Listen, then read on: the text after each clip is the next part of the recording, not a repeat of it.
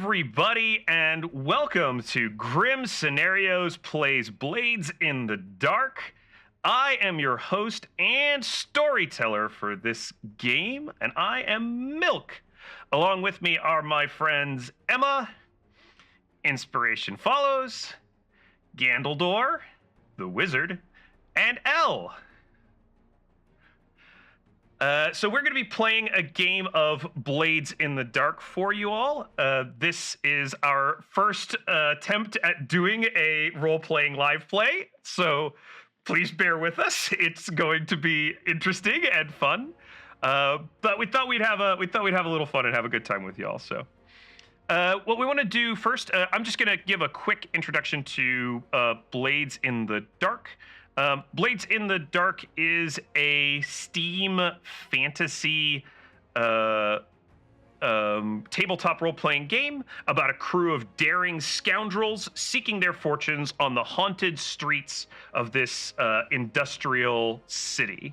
There are going to be heists, there's chases, there's mysteries, there's devil's bargains, bloody skirmishes, and above all, riches to be had if you're bold enough to seize them. Our players and their fledgling crew are just starting out on the streets of the city, facing off against rival gangs, powerful noble families, the vengeful ghosts of Duskvol, Bluecoats in the City Watch, and just about everything else you could possibly throw at them. The setting for this game is the city of Duskvol or Duskvol. It's a city that has many names. It was once mapped as a place called the North Hook, and it sits right on the remains of the ocean. This is the year 847 of the Imperium.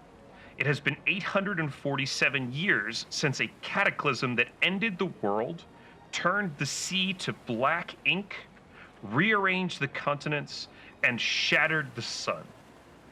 In the meantime, it also broke the gates of death and allowed the ghosts of the angry dead to flood the world. It has been 847 years since the beginning of the reign of the immortal emperor and the day that he ascended to his throne. The people of the world are descendants who survived its ending, and they are people who are willing to do anything to survive. The version of Duskvol that we're going to be playing in is our own. It will be like other versions of the city that you may have seen other people play in, but this one is ours, and it's going to adapt to the narrative of the story that we are going to tell. So why don't we get in and introduce our intrepid scoundrels? We're a band of rogues and misfits, and why don't we start with Emma? Emma, why don't you tell us who you're playing, and just tell us a little bit about your character. Yeah, I'm playing Brenna Skelcallan. She is a slide, which is a subliminal manipulator and spy-like character. 2 years in the backstory of Blades in the Dark, the people of Scotland lost what was known as the Unification War with the Imperium. Brenna is a Scotland nobility who did not accept the Scotland surrender and was exiled from Scotland, and she's been living as a spy for the Scotland revolutionaries inside Duskvol, inside the Imperium. She's working with this crew of criminals, but her big vice, as in terms of criminal work, is she puts her ties to the Scotland Revolution well above any short-term goals of a criminal plot, and will absolutely betray her comrades if she needs to help the revolution. Why would you say that in advance? Well, her comrades don't know this. That's why it's advice. I'm sure nothing will go wrong. Inspiration, would you like to go next? Yeah, I will be playing Ava Shireen, also goes by Chime. She is the daughter of Eruvian diplomats, and is kind of the black sheep of her family. She failed out of school because she just couldn't really be bothered to pay attention, and her parents still like to pretend that everything is fine and dandy, and they will turn a bit of a black eye to some shiftiness as long as she shows up for a ball every once in a while. She is a whisper, so she is an arcane adept and channeler and loves to be involved with all kinds of weird spirits, including hanging out with Salia, who may inhabit various bodies, but who Ava considers a friend. Awesome. Fantastic. Gandaldor, would you like to tell us about your character?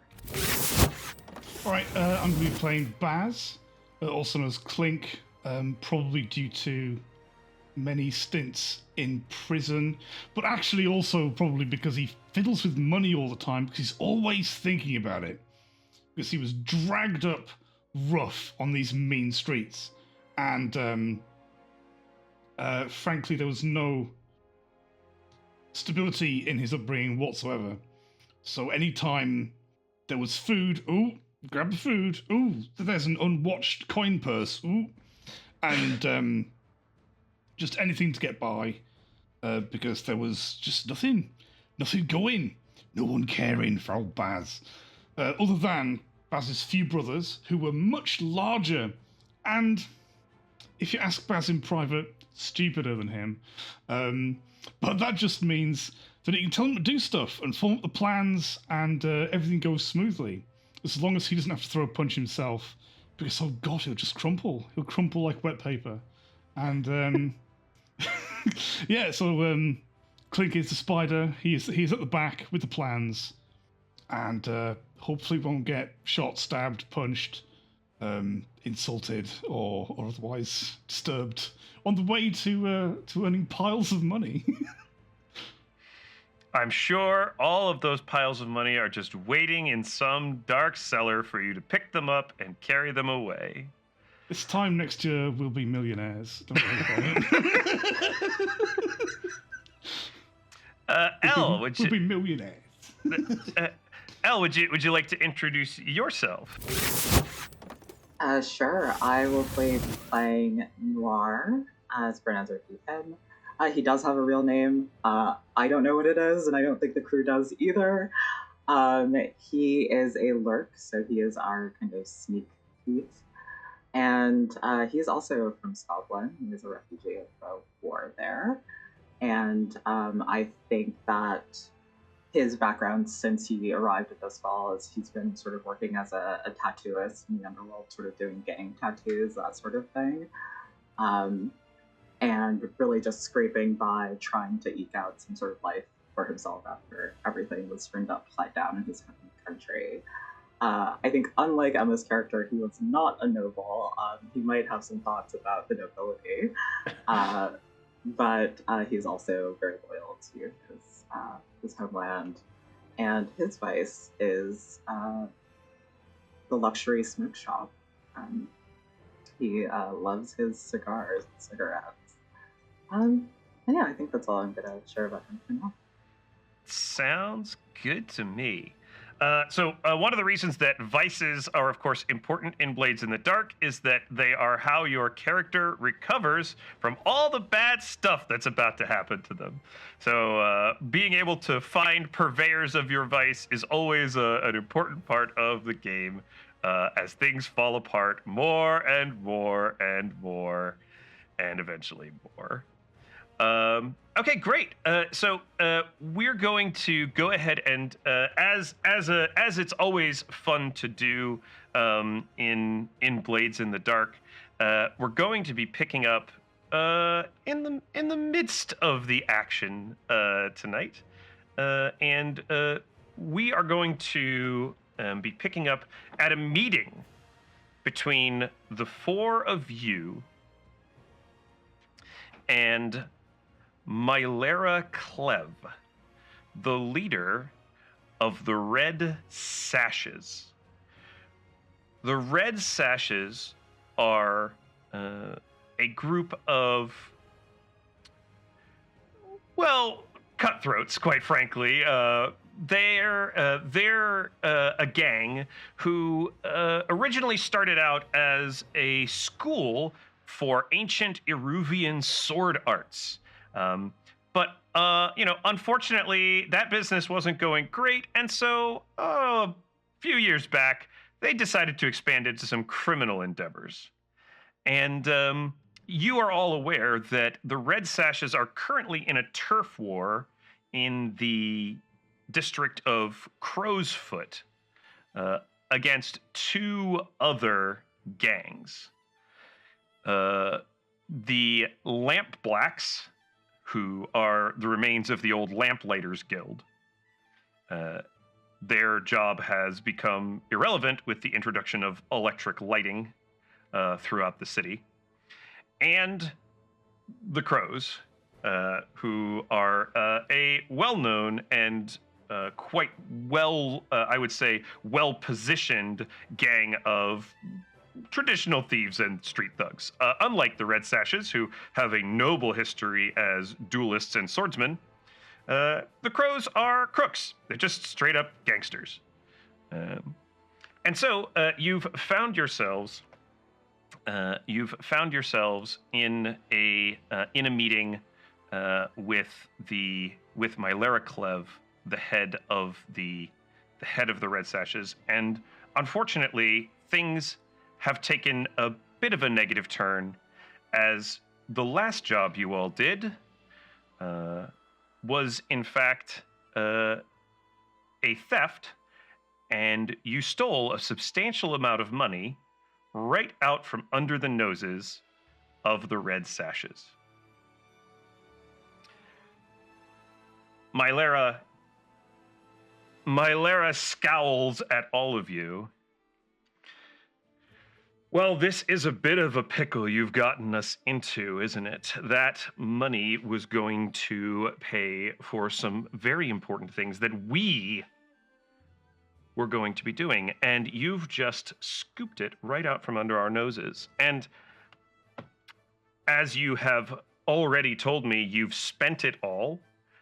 I'm afraid there's no way for you to pay us back, but there is something you can do for us. You see, I'm aware of another little job, one which is a bit too high profile for us. We have to keep our image as nobles, and we wouldn't want any negative press coming down on us over something like this. But our friends in the Lamp Blacks are meeting with another gang in Char Hollow, which is the next district to the south. They're going to be meeting with the Lost. The Lost are a group of soldiers, ex-military after the Unification War came back. Didn't have much going for them. Apparently, they have an inn at the crematorium. A way of, shall we say, scraping some wealth off of the city's unfortunate dead. We want to know what their inn is. We want to know who their contact is at the crematorium, and we want to know how they're getting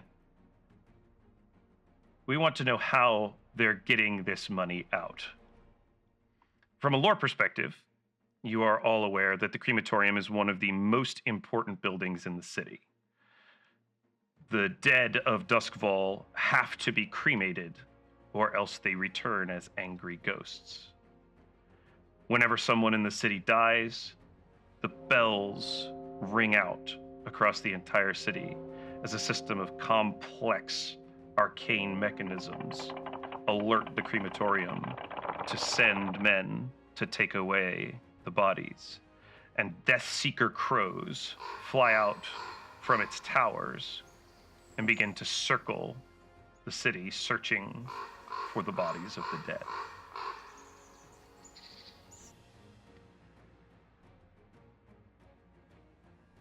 We could just break your legs instead if you'd prefer. We only really want to break one of your legs. That seems like a fair exchange. You can pick which one. I'd like to nudge Needle in the ribs. Like, you're a taughty one, go on. Go on. Say yes. Yeah, well, we'll be Yeah, happy to. We'll be happy to break into the crematorium for you. This seems delightful. And we do apologize, but there was other things that money was simply needed for. What was the money needed for, Emma? Oh, she gave her share to the Scotland revolutionaries to sabotage the Imperium, of course. Well, of course that was what it was for. All right. We'll give you this chance. It's a bit risky for me to send my own men outside of the neighborhood anyway, outside of this district. I wouldn't want to start something with the Lost. I can only tell you that the meeting is supposed to take place tomorrow night, somewhere off of Bridge Road. It's the main road that runs down the center of the Char Hollow district. It's probably somewhere near the market.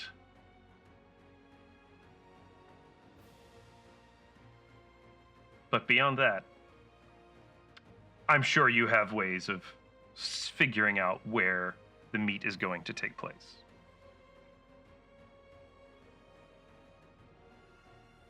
Yeah, we'll figure something out. Yeah. All right. We know people who know things. Yeah. I think Noir has just been sitting there to the side, sort of lackadaisically, smoking a cigarillo. He's like enveloped in this haze of sort of bluish purple smoke, and he emerges just for a moment to say, "And what exactly do you need the money for? If we're going to do all this work, we must know what our labor is contributing to." Something you use your legs for. Oh, what? What's wrong with you? Oh, I don't think you need to know. The relevant information for you is that we'll be good when you take care of this.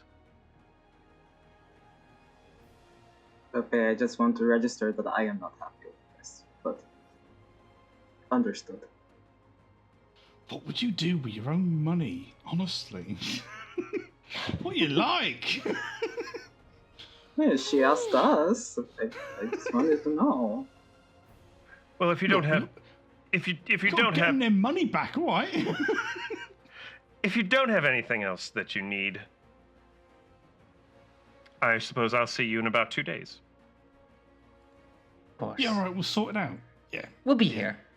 With your money. Yeah. Good. And your legs. Definitely legs. With legs, yeah. All right, so we're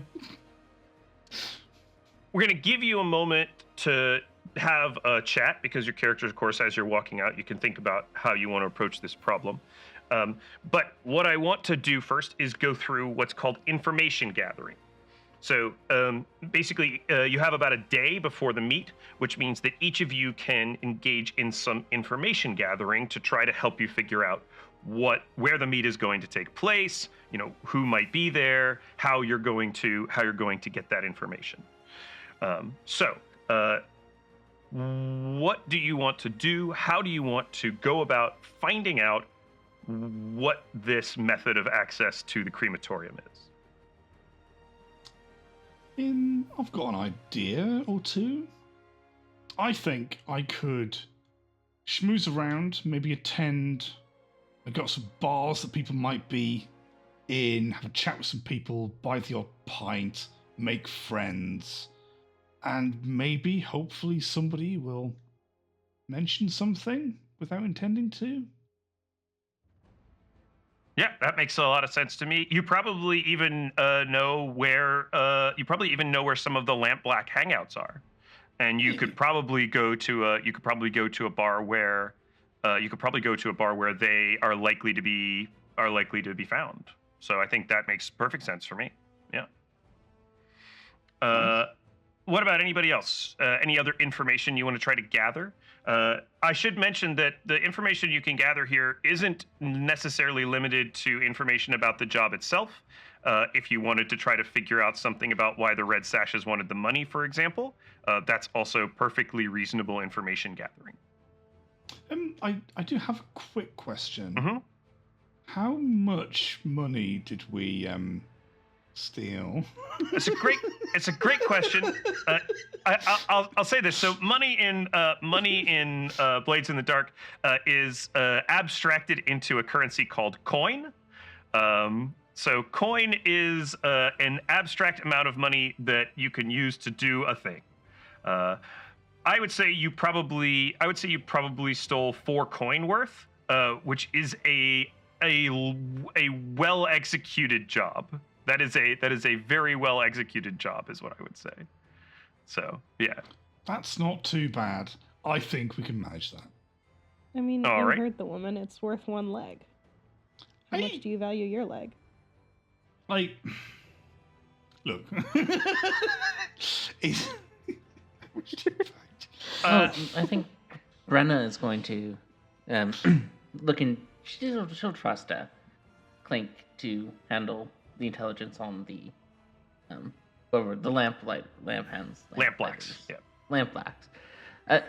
She is going to go to some red hook haunts to figure out what sort of their stake of is, because these gangs of Imperium citizens, no one really cares which of them has the money. What's important is we get the money and they all lose.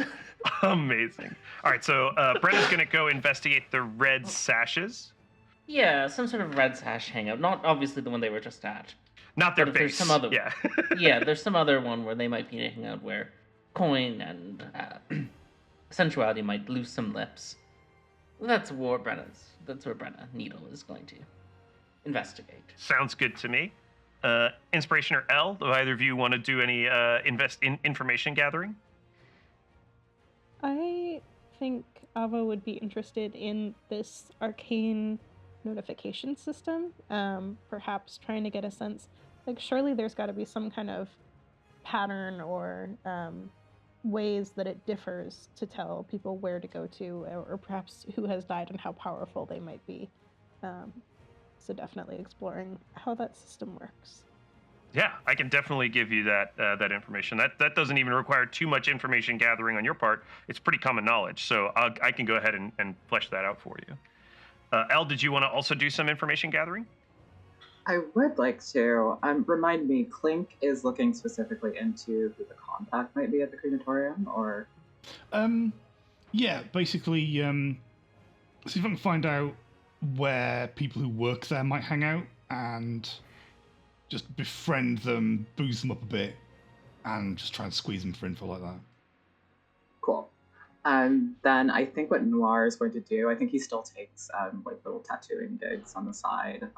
He has lots of kind of criminal clients, so perhaps he's got an appointment with the Lamp Black soon.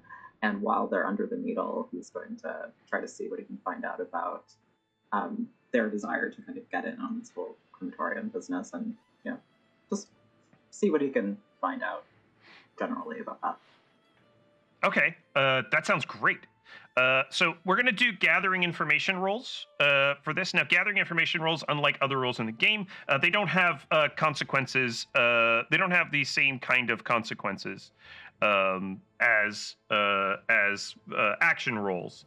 Gathering information rolls are just going to determine how much information you get and how much detail there is. So you can decide how you want to go about gathering information, just like any other roll. You're going to decide what your approach is and what ability you're going to use to do that. So why don't we start with Clink? Clink, you've gone to a Lamp Black hangout. It's dirty, dusky bar. The lampblacks are known for being covered in sort of soot and thick oil in their hands. Their hands have absorbed so much oil and soot over years of working as lamplighters that their hands from the elbow down are black and gray and colored like ash. So you can identify these guys pretty easily because they just look the part. Their faces are tinted as well. So what do you want to do to gain this information? How are you going to go about it? Are you just listening in, or what's the plan? Yeah, I think I'm going to head to a bar and pretend that I've just had, well, that I've got calls for celebration, and I'm just going to buy a round. Okay, that sounds good.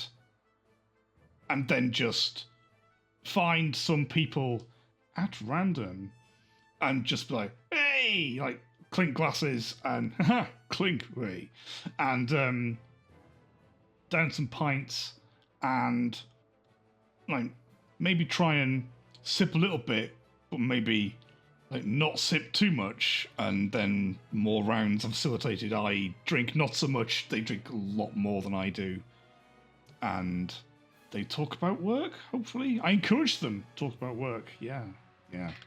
So that sounds like either consort or sway, depending on your approach, but it's up to you. I was aiming for consort. It is my best stat. Yeah. Oh yeah. That sounds fine. Yeah, it sounds like consort. Amazing. Go into a place, spread around a little bit of coin, and see what you can find. So go ahead and give us a consort roll. Delightful. I have 2 dots. Mm-hmm. So I have 2 dice. All right.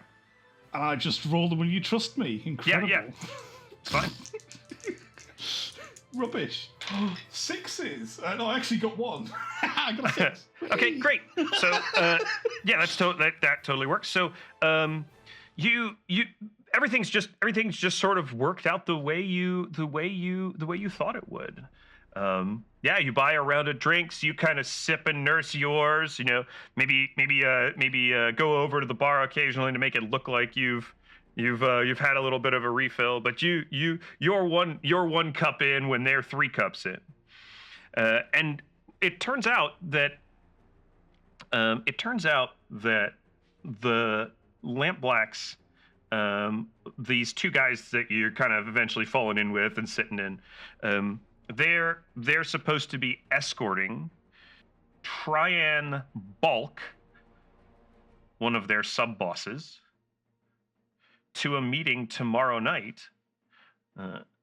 in the market in Char Hollow, right along the water, across from the Bellwether Crematorium. You're pretty sure you could identify these 2 guys again if you ever wanted to tail them. Amazing. Fantastic. They're very identifiable. Nice. All right, let's go to Noir next.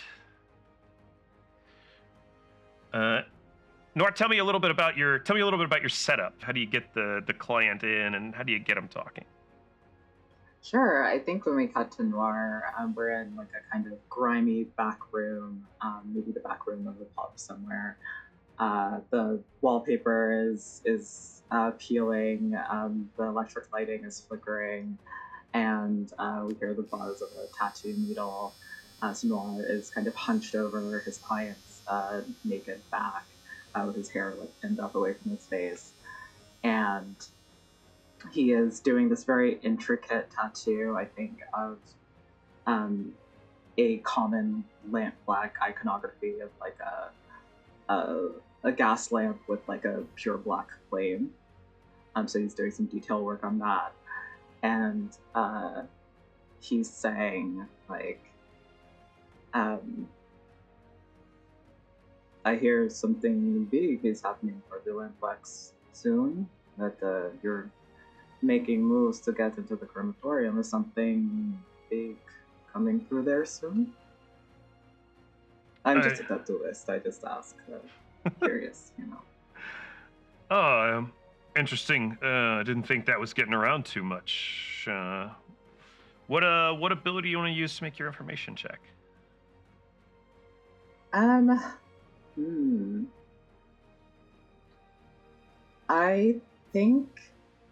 think consort probably makes the most sense. Okay. You've got him under the needle, so you have him at a bit of a disadvantageous position. So certainly could try to do different things there. But yeah, consort's fine. Ah, okay, cool. Go ahead and give us a roll. Sure. It's a 3. A 3. Okay. We've just been meeting up with some of the lost over in Char Hollow from time to time. Our interests line up sometimes. I don't know anything about the crematorium specifically, but they want to move some things through the city, and getting out of Char Hollow usually means finding some other path that doesn't involve going anywhere near the crematorium. So getting out of the city and into our territory is something we think we can help them with. I think Noir has paused the tattooing while he's listening closely, like trying to take in all of these details, and you see his eyes sort of narrow as he like kind of cottons onto perhaps this person isn't telling him everything that he knows. So I think when Noir goes back to filling in the details, we see him make this like really sudden jerky movement, and the guy underneath the needle is probably like, you know. And Noir just goes, "You moved. Sorry." I'll say, you have him at such a disadvantage. I'll say that you can, if there's another ability you want to use to try to make another information roll, I'll give you a shot at it. Ooh, fun.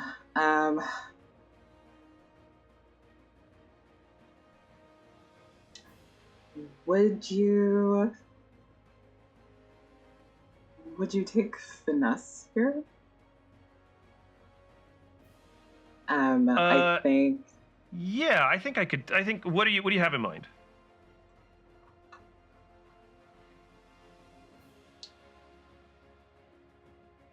I think it's about sort of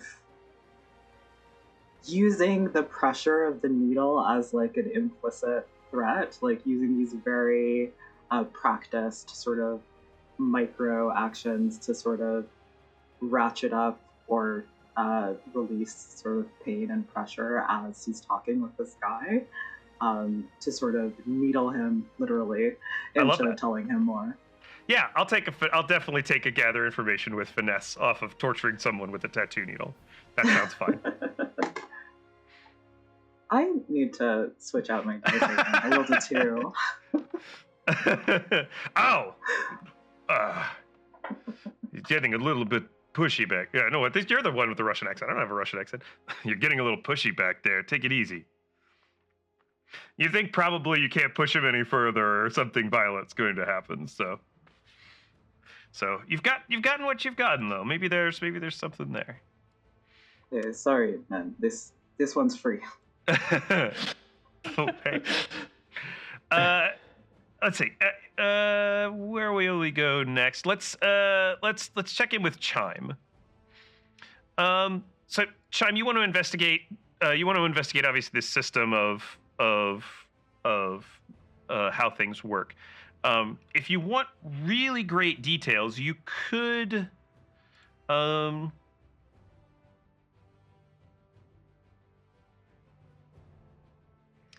going to say that you could go and do a little bit of investigation in at the university.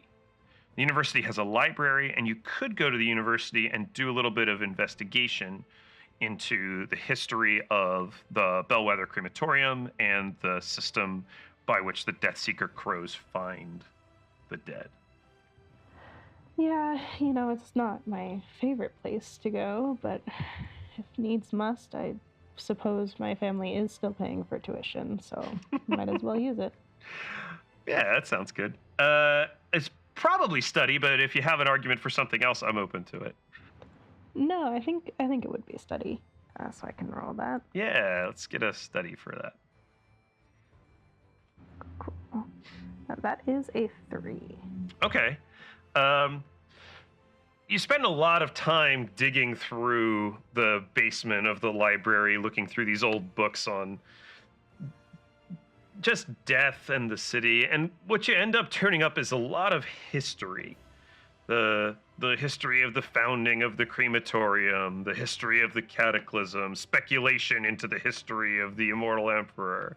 But you do find, in a small sort of like side note in an old treatise on Deathseeker crows, that the urgency with which the body needs to be cremated directly relates to the speed at which the crow's circles decrease in size.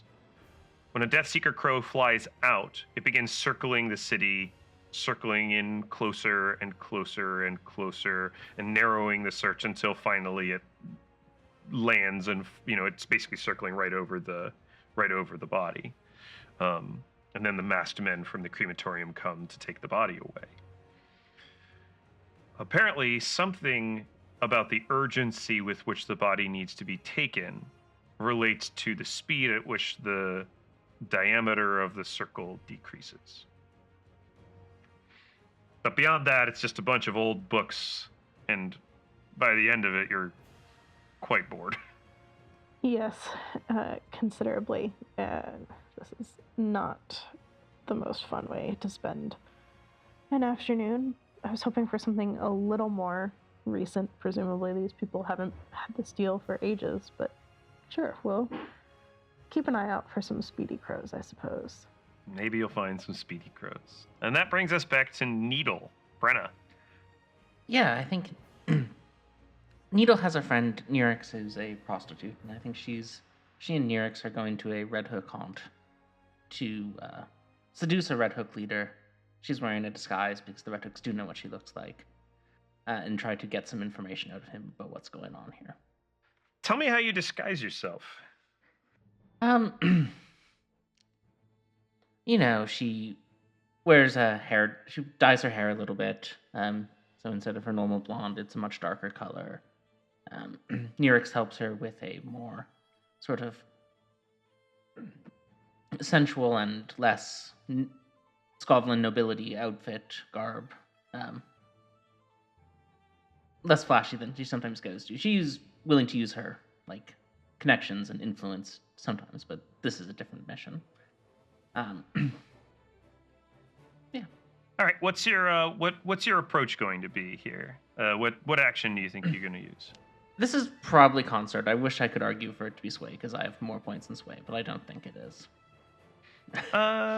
I think it's probably consort unless you can find a really specific person to try to sway, like an individual. No, I think it's just we're looking for the highest ranking Red Hook we can find. Okay, let's see what the dice say.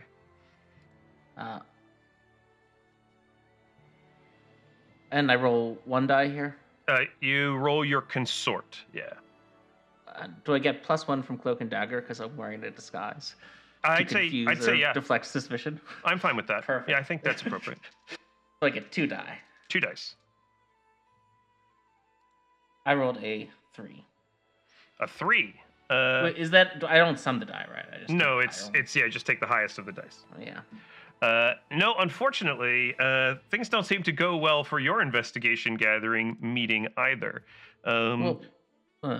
Can I push these or? So you can't push this, but I will give you another opportunity. But it is going to come with a cost for later in the mission. So things aren't going great because the Red Sash leader that you've identified, you don't know her name, but she's spending her whole evening talking to someone else, someone tall and wearing distinctively distinctively waterman-like clothing. The type of clothing that's worn by a gang called the gondoliers. Basically, they're the ones who control all trade through the rivers and canals that pass through the city. You don't seem to be able to get her attention. Well, maybe we can get the gondoliers gang leader's attention. Now that seems interesting, and that sounds more like a sway to me if you could come up with an approach. Would you like some disguise advice? Sure, Gatador. Superman. Thanks. Always appreciate. I think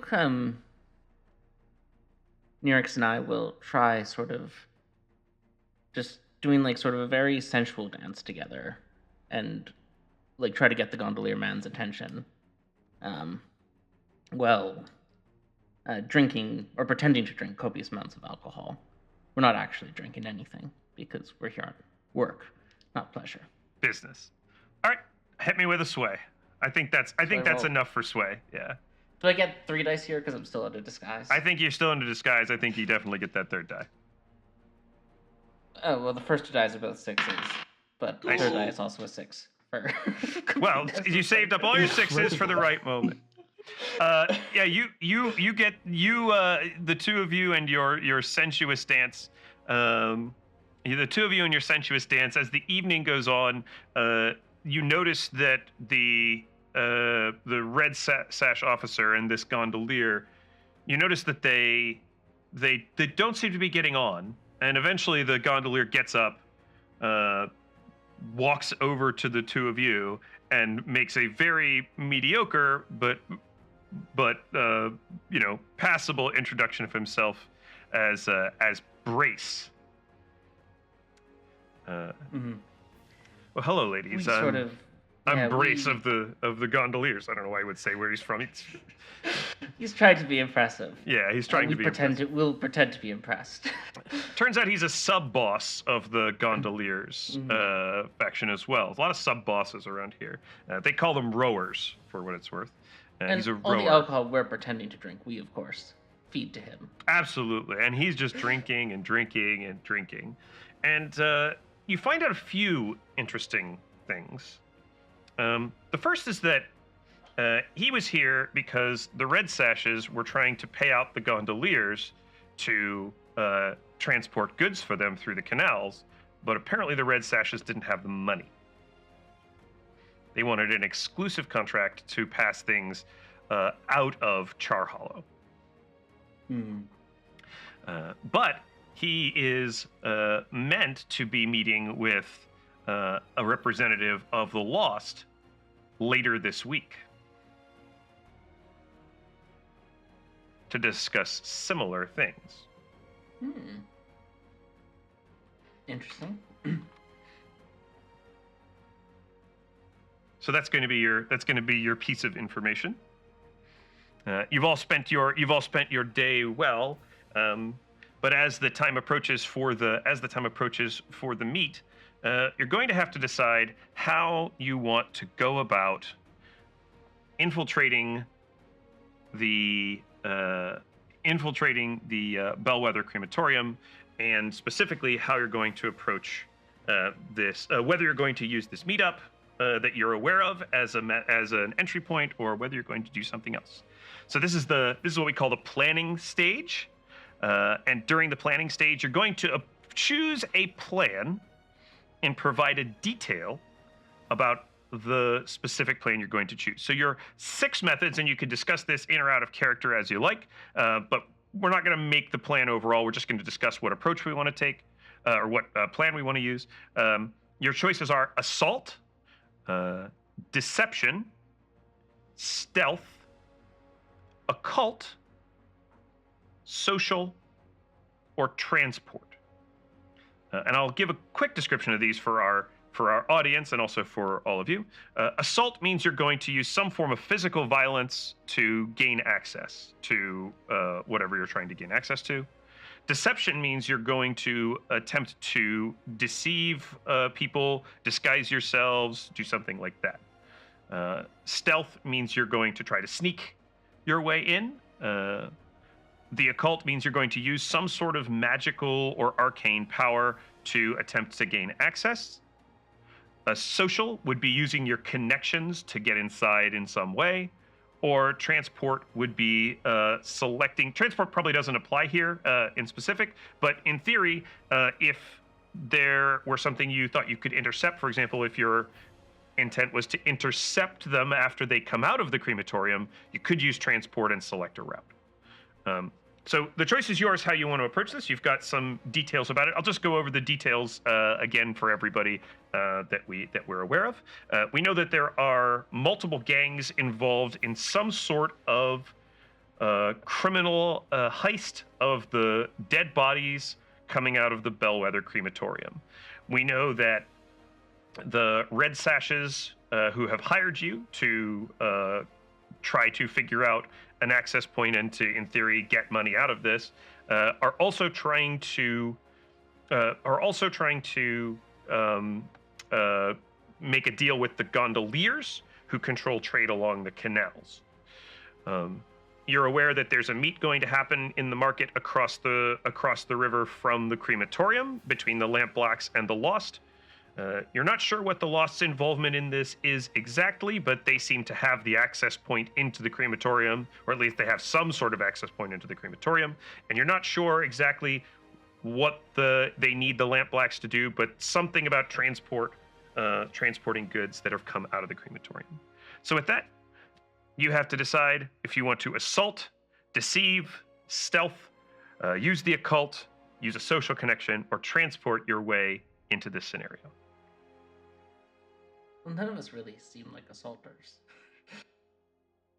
But maybe I'm wrong about that. No, in that initial meeting with the Red Sashes, I could certainly imagine Clink sort of desperately glancing around trying to find someone bigger than him to stand behind. Well, I think we just rule out assault because it doesn't seem in character for us. Yeah, probably not. Probably not.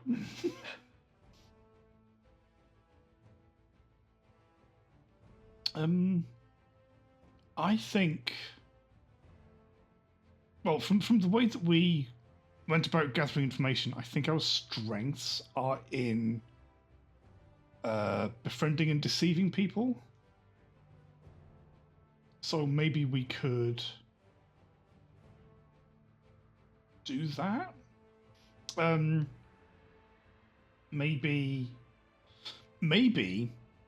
Maybe we make really super unbelievably good friends with some people who are supposed to be there, and we replace those people at the meeting, perhaps. I was thinking much the same thing. We can either replace our newfound good friends by distracting them, or by, sticking knives in their necks, whichever seems more appropriate. That will draw the ire of the crematorium. That's probably a terrible move. those masked people. Oh, alright, so distracting them. We won't kill them for now. Yeah, like knives in the necks. It makes enemies of the crematorium people who are giant masked nut jobs who have no chill. And if you stop them from noticing the bodies create ghosts who also have no chill. So it's just too warm for days. And Needle doesn't really mind if there's, ghost attacks inside the Imperium. Imperium citizens deserve it. I'm also not opposed to doing something that's a very bad idea. But I was thinking kind of the same, that we might replace the Lampblacks at the meeting. Yeah. Yeah.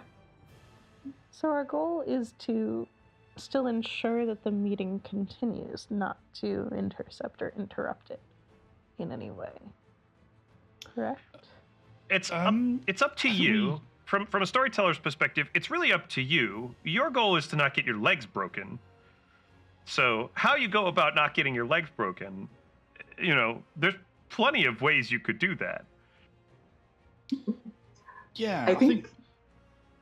Sorry. I was gonna say, I think ideally the meeting continues because we don't actually know anything about like what they're trying to get out of the crematorium or how. So we could get that information at the meeting in theory, right? Yeah, definitely. Yeah. Yeah, and in theory, you don't even have to go into the crematorium and deal with the masked nut jobs if you can find the answer without going in. I do Claire like wants not to dealing go with in. those masked nut jobs. Nina wants to go into the crematorium because, as she said, as I mentioned, she's not opposed to ghost attacks on the city. In fact, she supports this as a principle. Maybe we can ask the Lost to prove that they've got the end they say they've got, and that it might involve getting us into the crematorium right after their meeting. All right, well, it sounds like you've decided on deception as your plan. So, we just need a method. What's the method of deception? Are you going to try to replace the lamp blacks at the meeting? Are you going to crash the meeting? Are you going to wait for them on the other side of the river and follow them? How are you going to use deception? What's your method of deception here? I like replacing the lamp black still, but Yeah, I do know a couple of them now. It has only been brief. Like I could. I have an idea. I could, from thin air, create a really, really great opportunity that they could take advantage of if they agreed to do one or two little things for me right now. And while they're doing that, I could totally help you out and cover that other unimportant thing that you need to do at this thing that you have going on that's the thing that we want. So hopefully they'll be off across town chasing some geese that I have conjured from nowhere, and we'll do their jobs, maybe. Needle's not opposed to trying it that way, and if they don't want to go on the goose chase, we can at least lead them into an alleyway and stab them in the necks. What is it with you and necks and stabbing? I'm starting to understand why you have this name, Rena. This needle. Honestly, as long as it's other people, like if necks need to be stabbed, if this is unavoidable, I'm saying it's avoidable. If we can get them to do this, go on the wild goose chase, we don't need to kill them to replace them. Yet.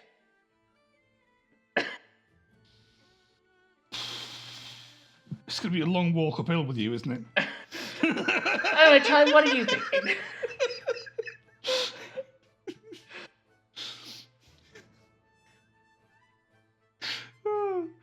Chime, did you have anything you wanted to add in, Inspiration? So we're simply replacing the low life of the lamp blacks. How are we going to deal with the actual leader who's there to make the meeting that we would be escorting? He might need to be stabbed in the neck. Is that not going to just throw off the whole meeting? I mean, if we were setting up a meeting and the person we expected to speak to did not show, we would rightly be fairly suspicious of that. Well, remember, you don't have to set up all the details, because you can always flash back to fix it if it goes badly. Do we know about the lamp? What do you mean, if? Being positive. Do we know what the left hand leader do we know what they're supposed to be like? The leader who's supposed to be at the meeting? Try and bulk? Yeah, try and bulk. Try and bulk. Yep. You don't know him, and the only information you got about him was his name, but It's possible that the Lost also don't know who he is. Yeah. Gang politics are complicated, so We can they may not even Kill know the him. name of the person they're meeting with. make a disguise of him and have one of us go as try and Bog. Disguise as him? Sure. If we have to kill him, could we at least do it a long way across town from anything that we're doing We for don't the have to kill foreseeable? him. Do you have a better idea of dealing with the fact that he's not going to trust us? If we try to show up as his men, he's going to be confused and upset. How? The easiest way to deal with men who are confused and obsessed is to stick knives in their necks. Why don't we go like halfway? Maybe we don't kill him, maybe we knock him out for a long time. Yep. We might have. Yeah. some Everybody ways to gets something intimidate they him. want, it's a compromise. All right. So We can- interestingly, and I'm just trying to help everybody along here because what we really want is our plan and detail. This is sounding less and less like deception, and it's sounding more and more like that thing that none of you said you were good at, which is assault. No. It is deception. We're going to deceive the Lost by showing up as the lamp blacks. Okay. But we need to figure out a way to authentically replace the lamp blacks. Deception No, you don't. via assassination. So here's the best part about Blades in the Dark. You don't actually have to figure that out. We actually don't have to deal with that part at all. If your method is to replace the Lamp Black's leader and his men at the meeting, my question is, where do you want to intercept them? Gandaldor knows what these guys look like. He can track them. Clink knows what these guys look like. So you can track them to a specific location and either try to replace them at the location where they're starting, or you could try to replace them somewhere along the way. So think about which of those you want to do. I'm going to explain how load works. So in Blades in the Dark, there is a list of equipment on your character sheet, the list of sort of general equipment that you can use. In the game, you have a superposition of every possible item that you could carry, and you don't have to decide what you have until the moment when you use it. Each character also has some items that are unique to their playbook, which are sort of more appropriate to that character and isn't a general item. So we each have to choose a load. The loads are light, which is you get to mark 3 items during the heist. 5, which is normal, you get to mark 5 items during the heist. Or heavy, which is you can mark 6 items during the heist. The penalty for this is only narrative, but if you expect to have to move around quite a lot and travel a lot, then having a heavy load will be something that I will use to make moves against you when you fail rolls, or will be something I'll take into account when you're gaining stress or harm. So if you're on a light load, of course, you have a lot less resources available to you. With that said, everybody can take a different load. It's unique. It's individual. Let's go through and see what load everybody would like to mark. Let's start with Needle. Brenna. Load light, normal, or heavy? Load Needle, I load think, is light. always loaded light. I can't Alright. imagine a reason why I should be loaded heavy or normal. Sounds good. Chime. You know, Chime would like to be stealthy and free to move around, but just there's too many creature comforts, so we'll definitely be normal. Normal it is. Cool. Clink. I think my interactions with Needle so far have put me on edge. So, I'm deeply concerned there are going to be a growing number of small fires which will each individually turn into a blazing inferno unless I do something about it. So I'd like to have a giant pile of equipment with which I can do something about it. So I'd like to go heavy, please. Clink shows up. Clink shows up with a backpack. Like, all I'm saying is, if we need to kill someone, we'll kill someone. Obviously, if we can avoid it, we can avoid it. Yes, and we can hide the body in this bag full of rocks that I have on me, and we'll dump it in the river, and then leave very quickly in this carriage that I have in my other pocket. Noir. I think typically Noir would go light, but since we are disguised as Lightblacks and the Lost are probably expecting us to be, armed and kitted out, I think I'll go normal. Sounds good to me. All right. So what do you think? Where are we going to start? Where are we going to start our attempt at replacing the Lampblacks? Well, we probably want to attempt to replace them somewhere before the meeting, so that if things go wrong, there's not blood all over the meeting site.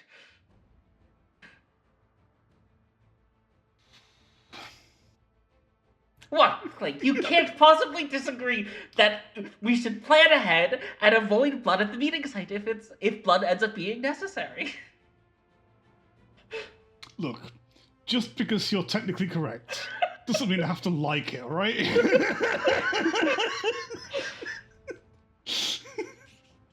Look, you're friends with them, right? You just happen to run into them when you're halfway on the way there, and you're like, oh, I've got a brand new opportunity for you. It's too important to possibly turn down right now, so you have to go get on it right now. Disregard where you're walking currently. And there's some hired thugs who can replace you where you're planning to be. Yeah, like... Ooh, right. So these Lampblacks, they are, I'm going to assume, big burly people. 'Cause what I remember from the Lampblacks... They are in fact very big burly people. Big tough labourer type people. Yep. Fantastic. I think we bring a street urchin and to this little to the Lampblacks and like, guys, I need your big burly arms 5 minutes ago. Like, follow this kid. I give the kid like a copper to just lead them on a merry dance around the city for as long as he can. He's a street urchin. He'll do whatever for like one shiny penny. And like I need you to go here and get like meet my lads there. Pick this up. You'll get like 4 coin like each. It'll be great. That's loads of money. That's insane piles of cash. I just need it. I need big burly lads. And you're here. Please, please, please do this for me now. Please, pretty please. Hopefully it'll work. Maybe. All right then. That sounds like the method. So we're going to attempt to replace the Lampblack. We're going to attempt to replace the Lampblacks by distracting the gang members and getting them out of the way. And you're going to pretend to be Lampblacks who are then leading their leader to the... Yeah, we'll go and do your thing for you. It's not that important, right? Yeah. And I don't know what it is. If Trick happens to not want us to lead him, we can just take him into an alleyway, torture him a bit, figure out what we're supposed to say, and go as him. You're not wrong, like. You meet your new friends across the street from the Lampblack warehouse on Hulliver Lane in the Oil Spill, a bar frequented by the Lampblacks gang members and toughs, by the Lamplighters, quite frankly, is who they are. The Oil Spill is a little grungy, dirty place. It sells the cheapest beer, and it's clear from the Lampblacks that are hanging around in the street outside and inside of the bar itself that the gang is pretty down on their luck. The gang isn't strong. They're not. They're mostly not fighters. Let's say they're big burly guys. Many of them carry their lamplighter sticks still, but most of them they look like they're pretty down on their luck. You find your two friends there. We'll go ahead and call them Biggs and Wedge because I haven't got better names for them, and those seem like appropriately terrible names. This is a Star Wars film, aren't they? Aren't they X-wing pilots? It's not important. Oi, Clink! A Star Wars reference via Final Fantasy. Yes, it is. All right. Oi, Clink! We're just about to go off and do our jobs. No, that's not the right accent. Oh, lads! Thank goodness you're here. I need you to help me out with something really important right now. Well, we're pretty busy. Kind of wait till later. Oh, Oh, no. I don't know if it can. This is too What? good an opportunity to pass up. It really kind of is. Look, we had a drink the other night. I got drunk under the table. I can't handle it. I can't recover. I haven't recovered. I've failed to recover. I've not done my job properly. I need some big, burly lads like you to help me with a thing. Can you do it for me? There's loads of money in it for me. And for you. For me. Mostly for them. Yeah, Mostly for yeah. you two. For both of us. Like, sharing is what friends do. It's what friends are for. Clink isn't even And- going to take payment for it. Yeah. And yeah, absolutely. Pay you definitely. Like, after when you do the thing, because it's money doing the thing. Yeah. This sounds like And- this sounds like yeah. a pretty risky attempt to sway two Lamp Black's gang members in the middle of their own territory in a bar where Yeah. you're completely surrounded by their people and their boss is about to show up. This sounds like a risky proposition. What action would you like to take? Delightful. Their Clink? This is some pure nonsense I'm spinning. I'd love to be able to lean on my good dear friends to do this thing for me. Even though we met last night and it's only been the once, we're great mates. We've been through such good hard times together. We've done each other favors. It's please just one little favor for your boy Clink. Come on, lads. Come on. It sounds like sway. All right. Emma chipped in narratively there, so we're going to give you a D for assistance because it's clear that could Brenna's helping. Could I sweeten this up front? What do we have in mind? So I could tell them that what they're doing is moving a booze shipment that may not be strictly legit, if you know what I mean. Hence the money. And this fine bottle of whiskey that I have in my equipment list for being a spider is a bottle of what we're moving. And tick a box, be like, hey, this is what we're moving, fellas. Isn't this great? Look at this. Mark it. So much money in it, lads. So much money. I would say you can mark the bottle of whiskey, and I'll take this from limited to normal effect. Amazing. Yeah. So this is going to be your sway +1 for assistance, and it is risky and normal effect if you mark the whiskey. Incredible. Whiskey has been marked. Great. Brought 6 Lord for a reason. Gosh. 4 is my best. Okay. So you hand over the bottle of whiskey, and your two friends, Biggs and Wedge, look at the whiskey, look at each other, look at you, and they say, well, you're going to have to meet our boss for us. We're on a job for him, but you're right, this is too big of a deal. So how are we going to get there? This young lad, he knows where it is. Yeah, he does, yeah. Yeah, all right, we'll go. Yeah, all right, we got you, Clink. All right, we take care of it. But you have to wait Top here to right, meet our lads. boss. He needs us to go with him somewhere. Fantastic, incredible. And as they walk out of the door, out of the back room arrives the largest man you have ever seen. He is 6.5 feet tall. He is clearly of Scoundrel heritage, with a shock of bright red hair styled into a low mohawk. You know, it's like the Mr. T mohawk. You know, it's like the shorter, like not like all the way up, but you know, like the short. Yeah. He's got swirled tattoos, swirled like tribal-looking tattoos all over his face, down his neck, and clearly it continues down his chest and onto his arms. Good. His hands are not black like all of the other lampblacks you've seen. He doesn't have the like telltale smudges on his face, and he's not, again, unlike all the rest of them, not carrying a lamplighter's stick.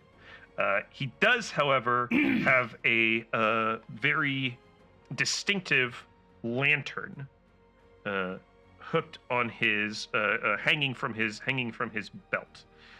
And you know, just from living in the city of Duskvol, that this lantern is traditionally carried by lamplighters to actually light the lamplighters themselves. It's an oil lamp that is meant not to go out, because it needs to be used to relight the lamplighters, the sticks, the big sticks that they use to light the lamps. This is almost certainly Tryon Bulk.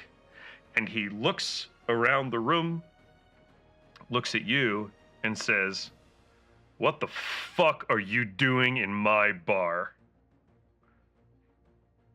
This is what's known as a complication.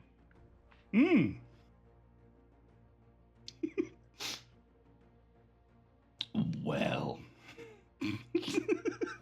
well. So have the guys... They're gone. Yeah, they've left. Gone. Yeah, they left. And we are just now in the wrong place, and this chap is not happy. Well, you do notice that all of the lamplighters in this bar, that appears to be full of lamplighters and lampblacks in this bar, and all their lampblack hangers on, are now looking at you, who does not seem to belong. Yeah, that's fair. I think I would like to take a moment to think about this. Yeah. Yeah.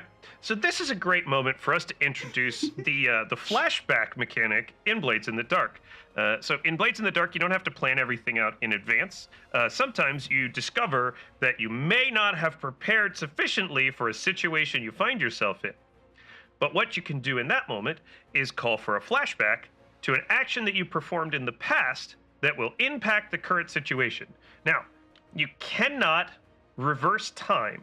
That's one thing you can't do. Things that have already happened have happened, which means that you can't make it so that what has happened so far in our narrative hasn't happened. He is going to walk out and say, "What the fuck are you doing in my bar?" However, you can flash back to other things that might alter the outcome of this situation. And if you do, you attempt a flashback action, you take some stress, and then we carry on with the scene. And it doesn't just have to be Clink doing it. Anyone can call for a flashback if they think their character might have prepared better than Clink did. I think I have an idea for Brenna, but if anyone else has a better idea, I'd love to hear someone's better idea. Go for it. I mean, I have a thought. I don't know if it's a better idea. My thought is pretty dumb.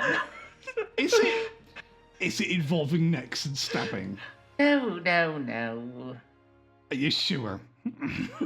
I also have an idea. But as the storyteller, I'm going to leave it to all of you to figure out. But if you do want a suggestion, since this is our first time playing, I'd be happy to help. We sort of moot our ideas and then decide which one we like best. Yeah, I think that's fine. Yeah.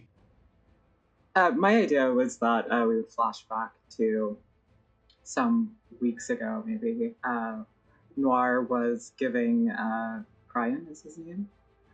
Tryon, those spiral tattoos that he has on his face, and he would have been saying, if you like this work, I can do lots of things. I have a crew, but we're very hungry. We're always looking for things to do.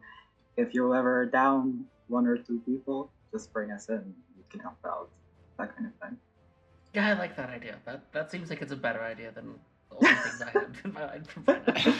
I love how you tactically, carefully not mentioned that it was neck stabbing. It was not neck stabbing. It was convincing.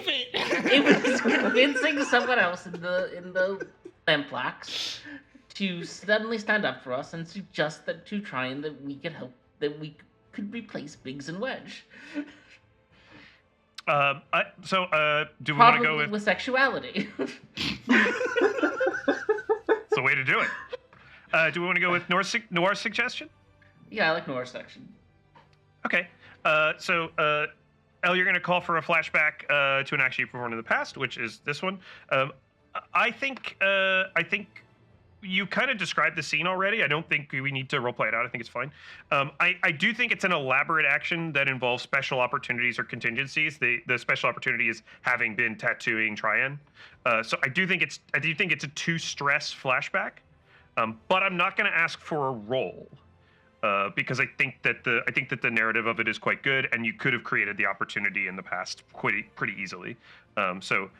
We're just going to take it. We're just going to take it as written that's the story. So you've had that interaction, and now we come back to now with Tryon saying, "Who the fuck are you, and why the fuck are you in my bar?"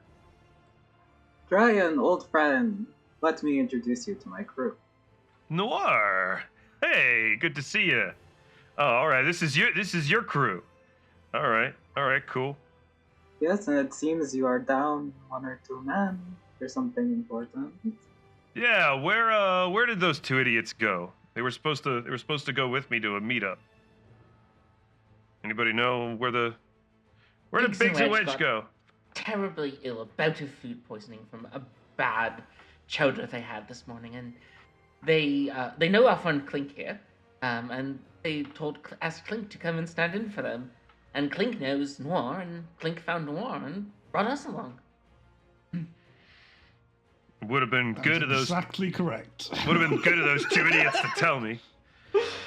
I think he's sold on this because of his trust in Noir. So I'm gonna go ahead and say that he buys it. All right. Well, I'm on my way to a meetup. So it's the 4 of you? You don't look particularly tough, but I guess it'll have to do. Yeah, I do have heavy load, and that means I probably have lots of suspicious bulges under my coat, where there are probably many guns. Works for me. All right. I guess this makes sense. Let's go. We gotta get moving. He leads you out of the bar. You make your way through the narrow streets of the city until you arrive at the Char Hollow Bridge that crosses between Crow's Foot and Char Hollow. He sort of slows you all down and takes a moment. All right. Can I ask about the job while we're walking? Yeah. That's a great idea. What do you want to ask him? I'm just sort of curious what the meeting is. Do we know who we're meeting? The questions if I would ask if, say, we wanted to slip him into an alley, stab him, and replace him before the... Okay. Yeah, that seems fine. Yeah, I suppose it doesn't hurt to tell you. The Loster gang, they're mostly old soldiers. A lot of their business prospects are basically just, running rackets and protection rings and things like that. They they don't really get into too complicated, but they've been having some trouble because they've got products that they want to move through the city, and of course Crowsfoot is the center of the city, so everything that moves anywhere in Duskvol is going to pass through Crowsfoot. Do they deal with you a lot? They haven't dealt with us at all, and that's what the meeting is about. They had some plan that they were going to move things through the canals, but that fell apart a few weeks back. Gondoliers wanted too much money or something. Don't really know. Anyway, the main part of it is that if they're going to move things through the streets, they need our help. Our people are everywhere in the streets, and to be honest, we could use the coin.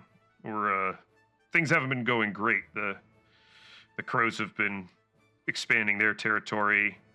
Damn Red Sashes just think they're better than everyone, wandering around the streets having duels. It's all a mess of, gang business. The important part is I don't trust these guys from the Lost. If they've got something this good going on, wherever this stuff that they've got is coming from,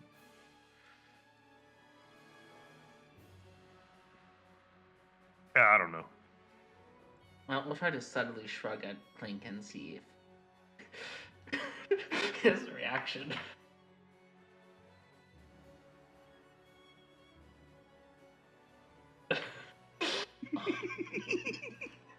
I think I just want to say I think Noir is hanging back, probably walking very close to Chime, and while Brenna and Tryon are talking, he leans into to Chime and says, "Do you want to do a bet?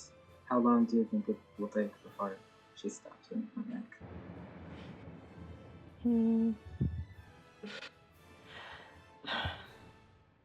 If it were just her, it would be over already. So I'll give it. We'll say before or after the contact arrives. I'll say before. We just don't need him. But she loves drama, so I think after. It's just an extra complication. You all make your way across the Char Hollow Bridge into the district of Char Hollow.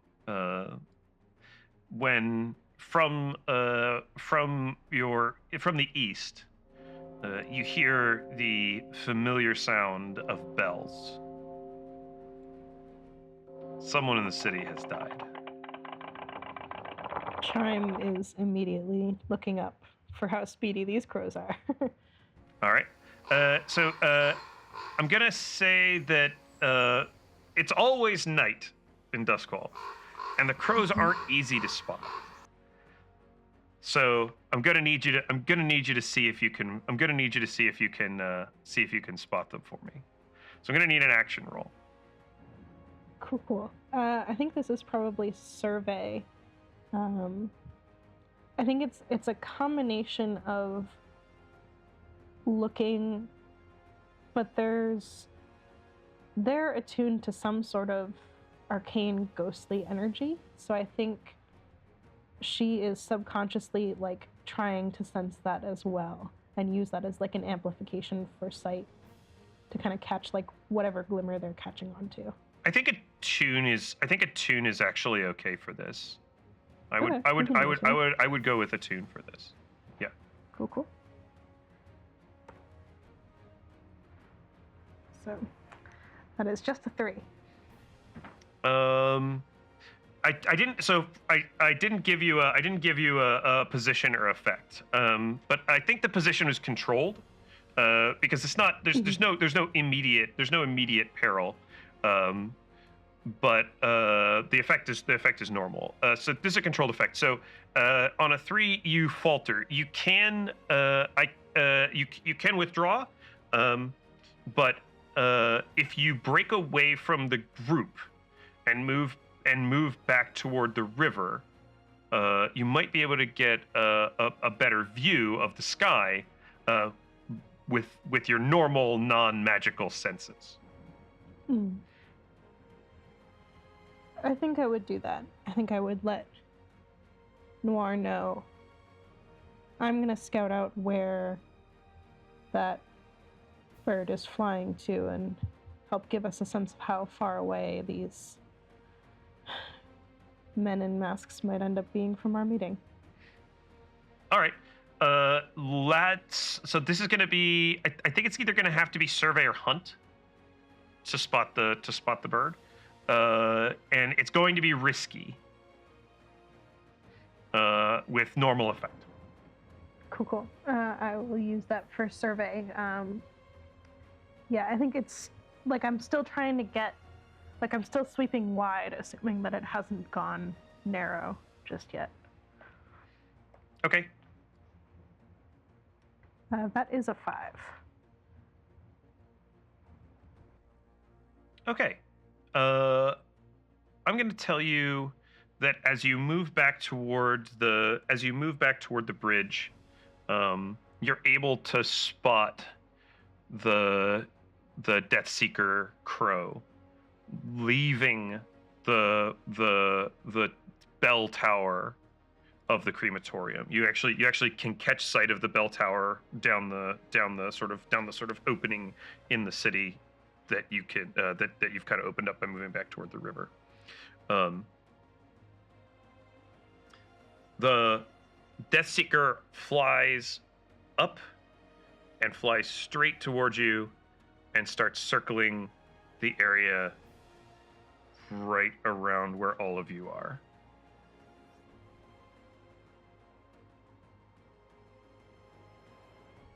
Cool. I am gonna hustle back to the group. Okay. And I will let everyone know. I will also let Tryon know as well. So this is how I'm going to be introducing. So there is a complication, of course, because you rolled a 5. And this is how I'm going to introduce the concept of clocks in Blades in the Dark. Clocks are things that are counting down effectively towards something happening. So clocks can have any number of segments, and segments fill when things go wrong. Or as time passes, or as a result of stacking up successful attempts at something. So, for example, if the group of you wanted to build a boat, I would start a clock, and every time you did work on building that boat, the clock would increase. This is going to be a this is going to be a 4-segment clock with 1 segment filled in. And this is going to be found by the Deathseekers. Is the clock that is ticking down. Why are you looking for us? I chuckle before you said anything. Yeah. It's a great question. Maybe you'll find out the answer. You hustle back to the group, Chime, and they've continued walking along. They're getting close to where they need to turn to head to the marketplace. We have a bit of a complication. And I will start kind of tracing the path of the bird above us. We might have some unexpected eyes. And I will turn to Tryon. And perhaps some unexpected ghosts if we were to impede their actions. Perhaps it's good that you've brought somebody who might have some sense of that. Yeah, I mean, people die. It happens. It's probably not related to anything we're doing, right?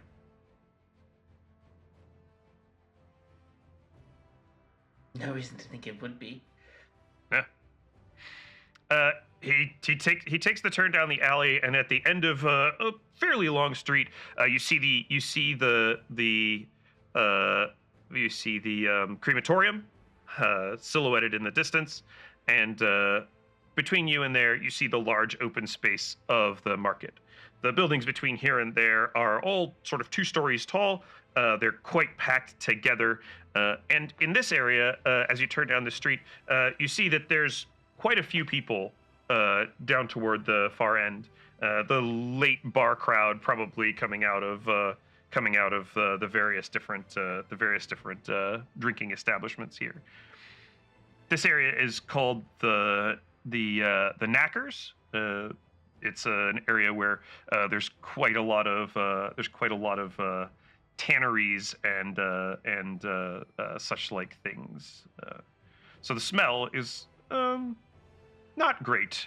This close to the crematorium, amidst all the tanneries and the production facilities that are dealing with animal parts, mostly goat in the city of Duskvol, if you didn't know, and rat.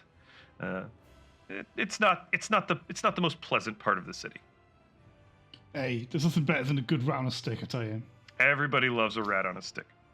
Also, mushrooms very popular in this city. Lots of things go well on stick. What would you say, Clink? Needle, I need you to wait until after we make contact. I have money riding on it now. You make your way down the street, passing through the crowds. You think probably, a group of people, even a group of 5 people, even if one of them's carrying a giant backpack, is probably not going to be that noticeable. And you enter into the large open space right along the burnt water. The smell of the crematorium is, for some reason, subdued here, as though the canal sort of, the breezes along the canal sort of keep this small area in the shadow of the smokestacks clear of the scent of burning bodies. The market is quite large and filled with lots of stalls. Some are open, some are closed. It's not incredibly busy, but there's still a few late goers meandering around. Some of the food stalls, of course, catering to the late night crowd. Tryon looks around and says, "I don't see our guys." What are they supposed to look like? They stand out pretty well.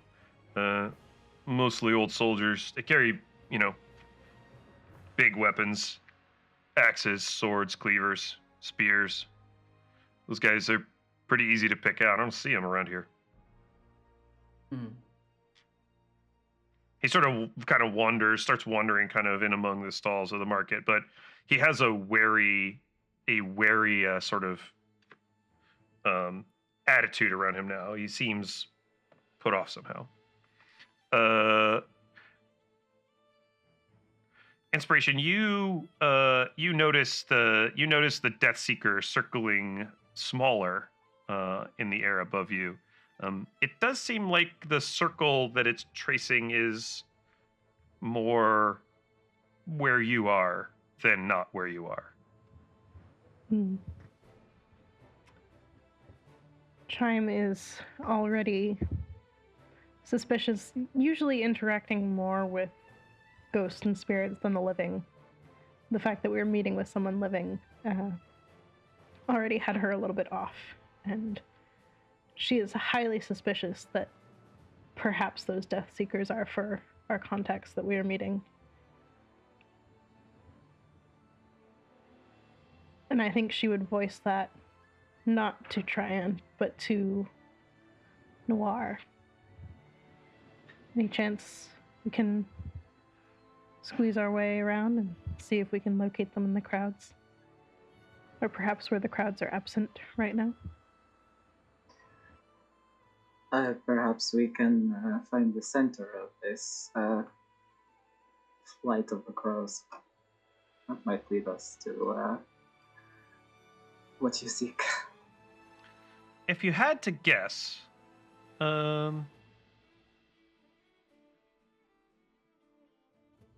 actually, I'm gonna say, I think there's no risk involved in this whatsoever. You don't have to guess at all. The crow is circling the place where the large river of the burnt water that sort of passes between them, that cuts off the market and the crematorium, intersects with a smaller canal called the Folkwater, and it looks like the crow is circling that intersection, which is at the north end of the market. Then I think Nor will like kind of silently gesture to Chime to like follow him and kind of weaving through the crowds in the market, converge in that location, trying to do it stealthily just in case whatever killed the person that the crows are looking for is still around. He doesn't want to look too interested in what's happening. All right. Clink and Needle. It looks like Noir and Chime are heading away from where Tryan is, heading north along the market. Are you going to follow or stick with Tryan? This feels like a setup to Needle. I think, frankly, that we're going to find the lost head. I think I need to keep an eye on Needle and make sure we don't get another one. I suspect, based on everything we know, that someone has set up 3 enemies of the Red Hook at the exact same time. The Lost were competing them for the contract, us who robbed from them, and their rivals here in the Lampblacks. There's people already dead. I think we just tell Tryan the truth. And try to warn him. Maybe he can be used to us alive, after all.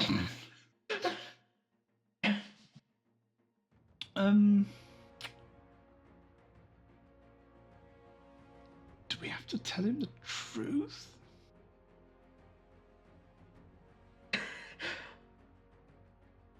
I think if we don't tell him the truth, it's highly likely people are coming here to kill him and kill us. And even if we somehow survive that, he's going to think we were part of the setup.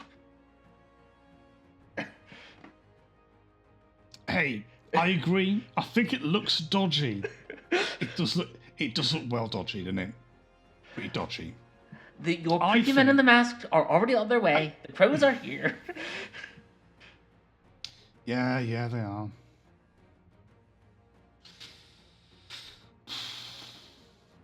Yeah, okay. Yeah, we should probably tell him. Just no stabbing, all right?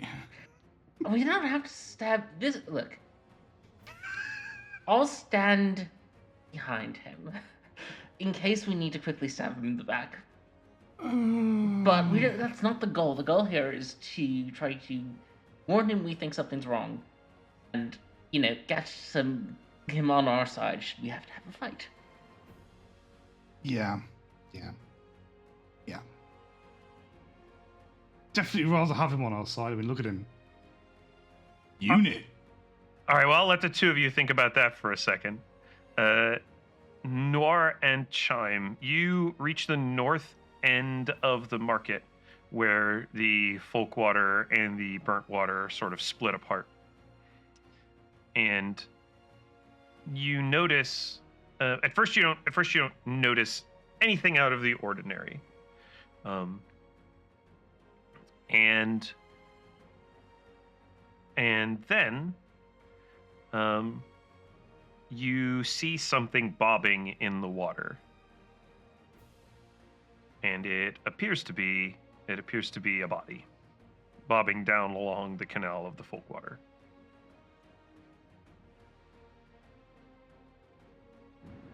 Are there any gondoliers or like bargemen or anything like that around, or even just like a small barge nearby?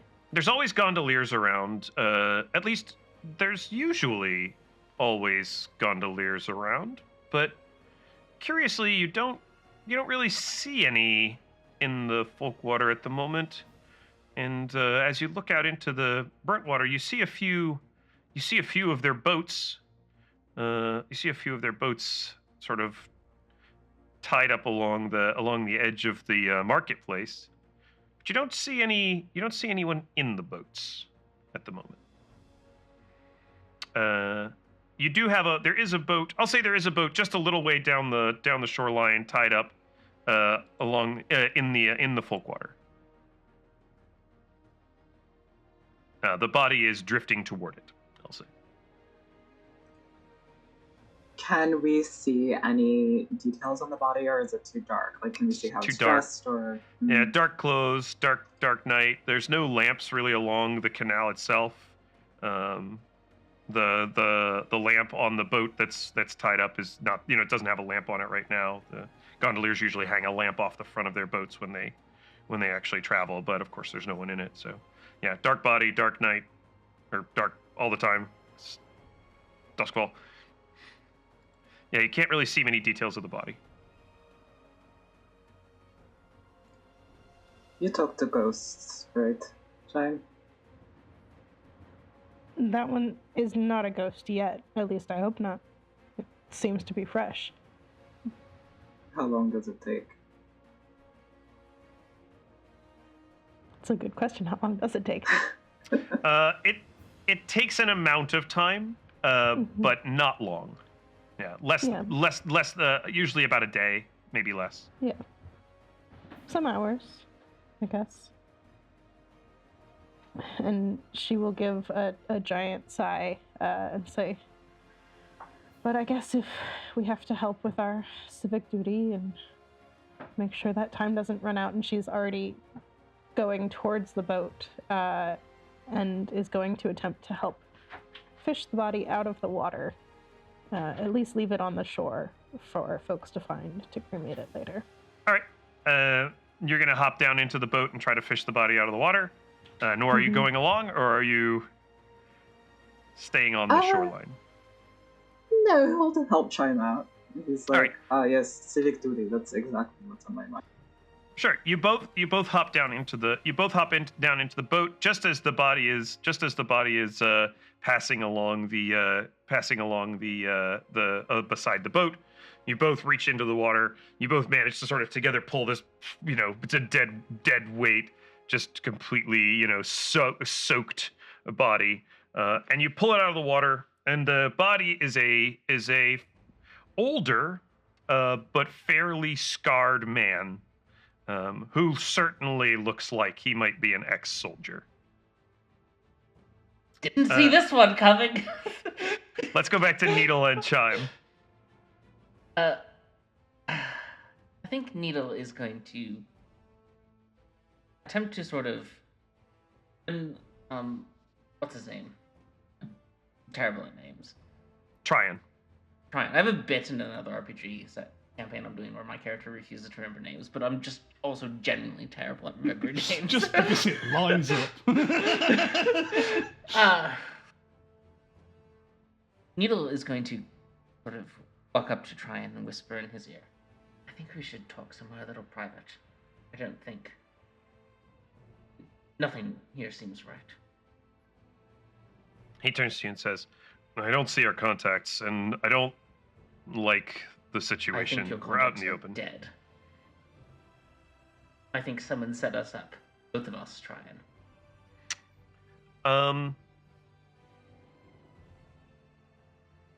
I'm gonna say that he looks at you, nods in agreement, and says, we should just get out of here. Well, I wouldn't say get out of here. We, after all, should try to figure out who's behind this and kill them and try to get the money we came here for. Wouldn't she say?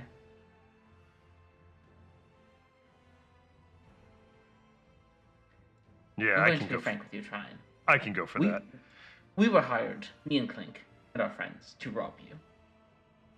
We were hired by the Red Hooks, who were angry at us for reasons that aren't particularly important, and are angry at the Lost. The Lost and them are competing for a contract with the Gondoliers. And I assume you have your own conflicts with the Red Hooks. They've been pushing us out of our territory for a while now. Yeah, I think the Red Hooks decided to take care of 3 birds with 1 stone. I think my friends are there going to find is your lost contact dead in the river. And someone is probably waiting here to kill us all. So, thank you. Who wanted to just knife you in the back and flee? It gives you a look. But I think he was worried you wouldn't particularly be happy with the fact that we were thieves and robbers here to betray you and steal from you. And that would simply remove your gang members so we could pretty detail. He thought you would be too upset with that to work with us. But I think, given the situation, given what's clearly going on here,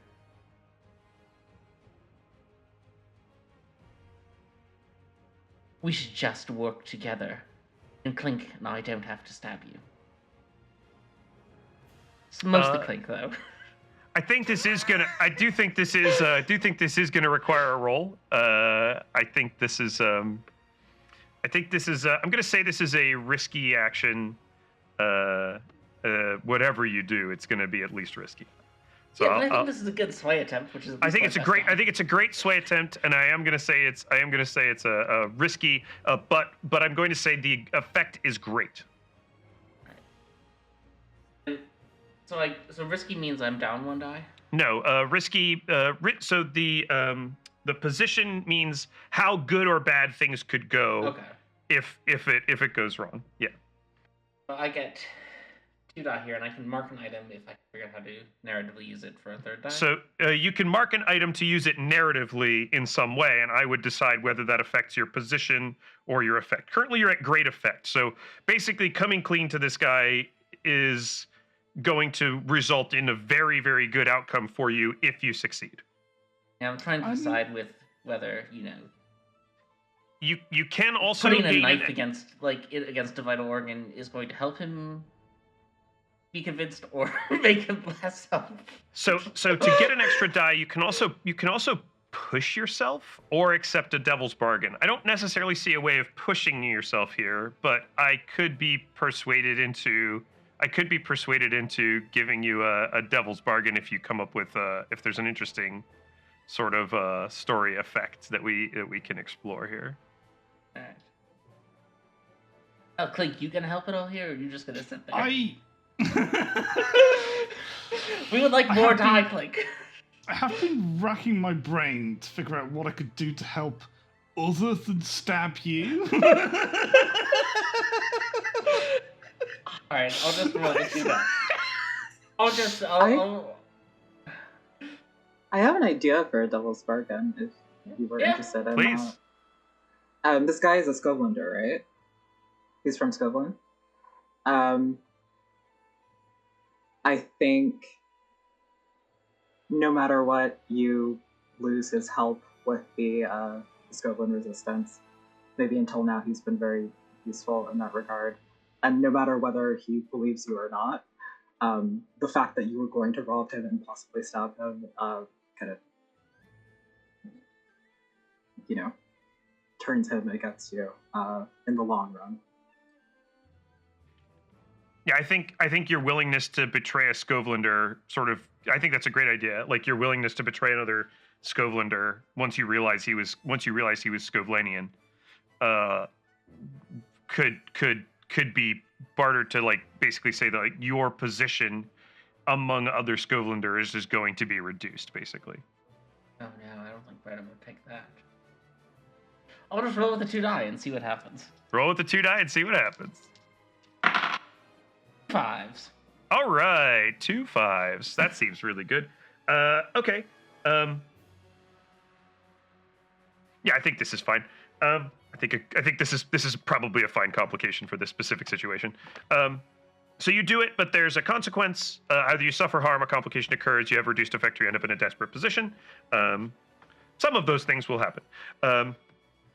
Tryon kind of looks at you, and basically, you kind of see the wheels turning in his head, and he says, "Yeah, all right, it's fair enough, isn't it?" And he offers you his hand.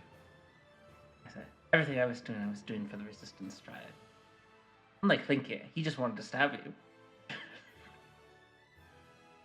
All right, so he offers you his hand, and as you sort of reach out to clasp hands, with him, you hear the sound of a pistol shot.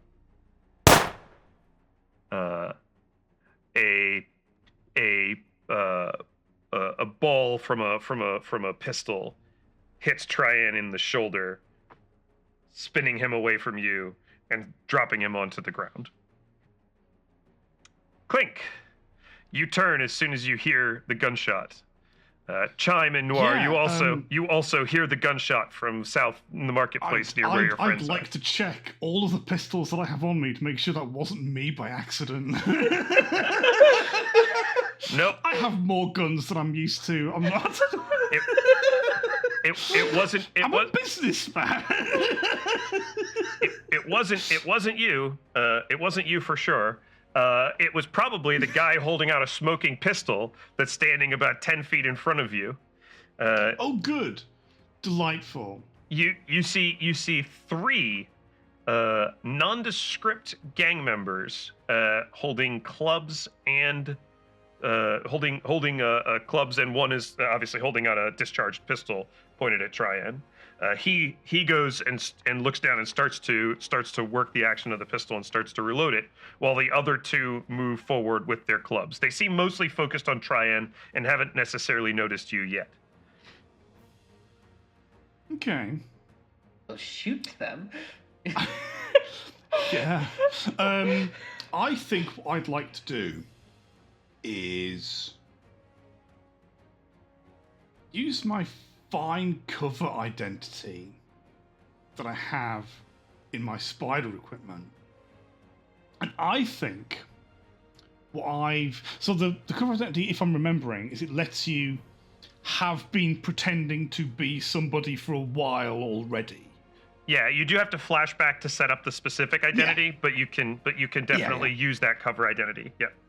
Cool. So here's what I'm thinking. I'm thinking my cover identity is an undercover Bluecoat. All right. And I basically pretend this whole thing is a Bluecoat sting, and that I blow a loud whistle that's going to summon other Bluecoats and the people that we have who are up there with the river with the body to there's trouble. Hey everybody, there's trouble. Come sort the trouble out, please. Okay. I do think this is how deep is this identity? Or is this just a fake that you're pulling in the moment?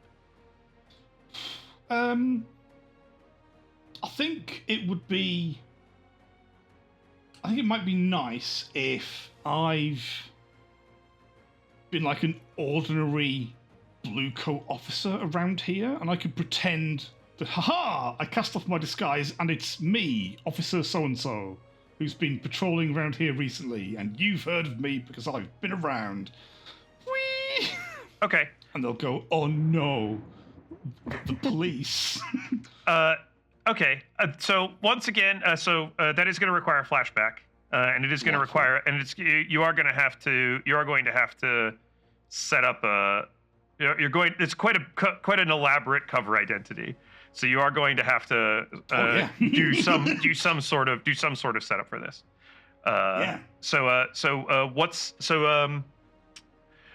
going to describe the scene for the flashback. The scene is the marketplace.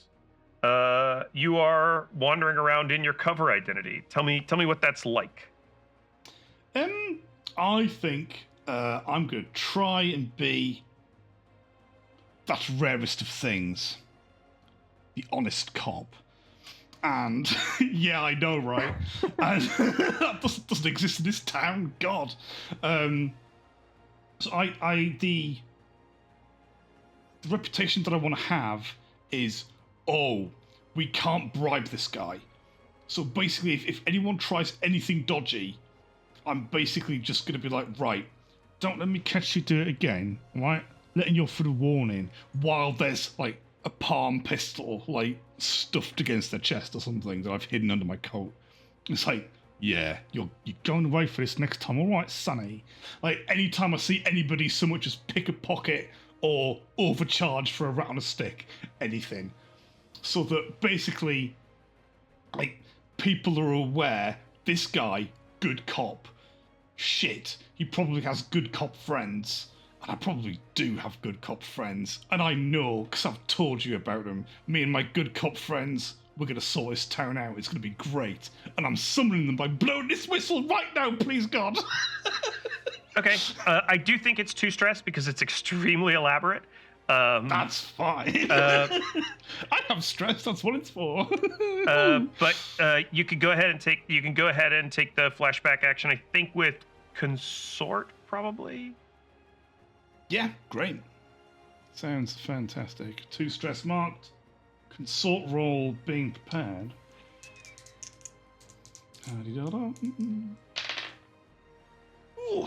Oh, me and 6s tonight, lads. The cover identity works perfectly. Yeah, it's set up exactly the way you described. So what do you want to do with it now that we're back in real time? Smoking pistol, everything's moving in slow motion. One thug with a smoking pistol held out toward Trian, who's going to reload it now. 2 guys with clubs moving forward. I'm just gonna sort of, I guess, kind of do the sort of the Matrix thing where the coat opens and there are too many guns, just too many for one action scene, and it's like, police, drop your weapons, and just points like 5, 6, 8 guns at them that I've conjured from my capacious pockets. And it's like, yeah, just give up, all right? Just do it. It sounds like command to me. Oh, I'm terrible at that, but you know. But it's up to you. I mean, it's your action, but it sounds like command to me. Oh yeah, it is. Yeah. Alrighty. I'd like to summon from the ether some guns. There's a box labeled a pistol, so let's take a box labeled a pistol. Yeah, you can actually mark that one twice. A second, one of the. I'm picturing like whistle one hand, pistol other hand. Yeah, one of my favorite things in Blades in the Dark is that in the item list is a pistol, and then also as a separate item, a second pistol. So you could go ahead and mark both of those for your 2 pistols. And then yeah, it's command. I think most likely, and we'll see what happens. Yeah, I'd like to put some effort into this, so I'm not just abysmal. Okay. I will offer you a devil's bargain. Go on. I think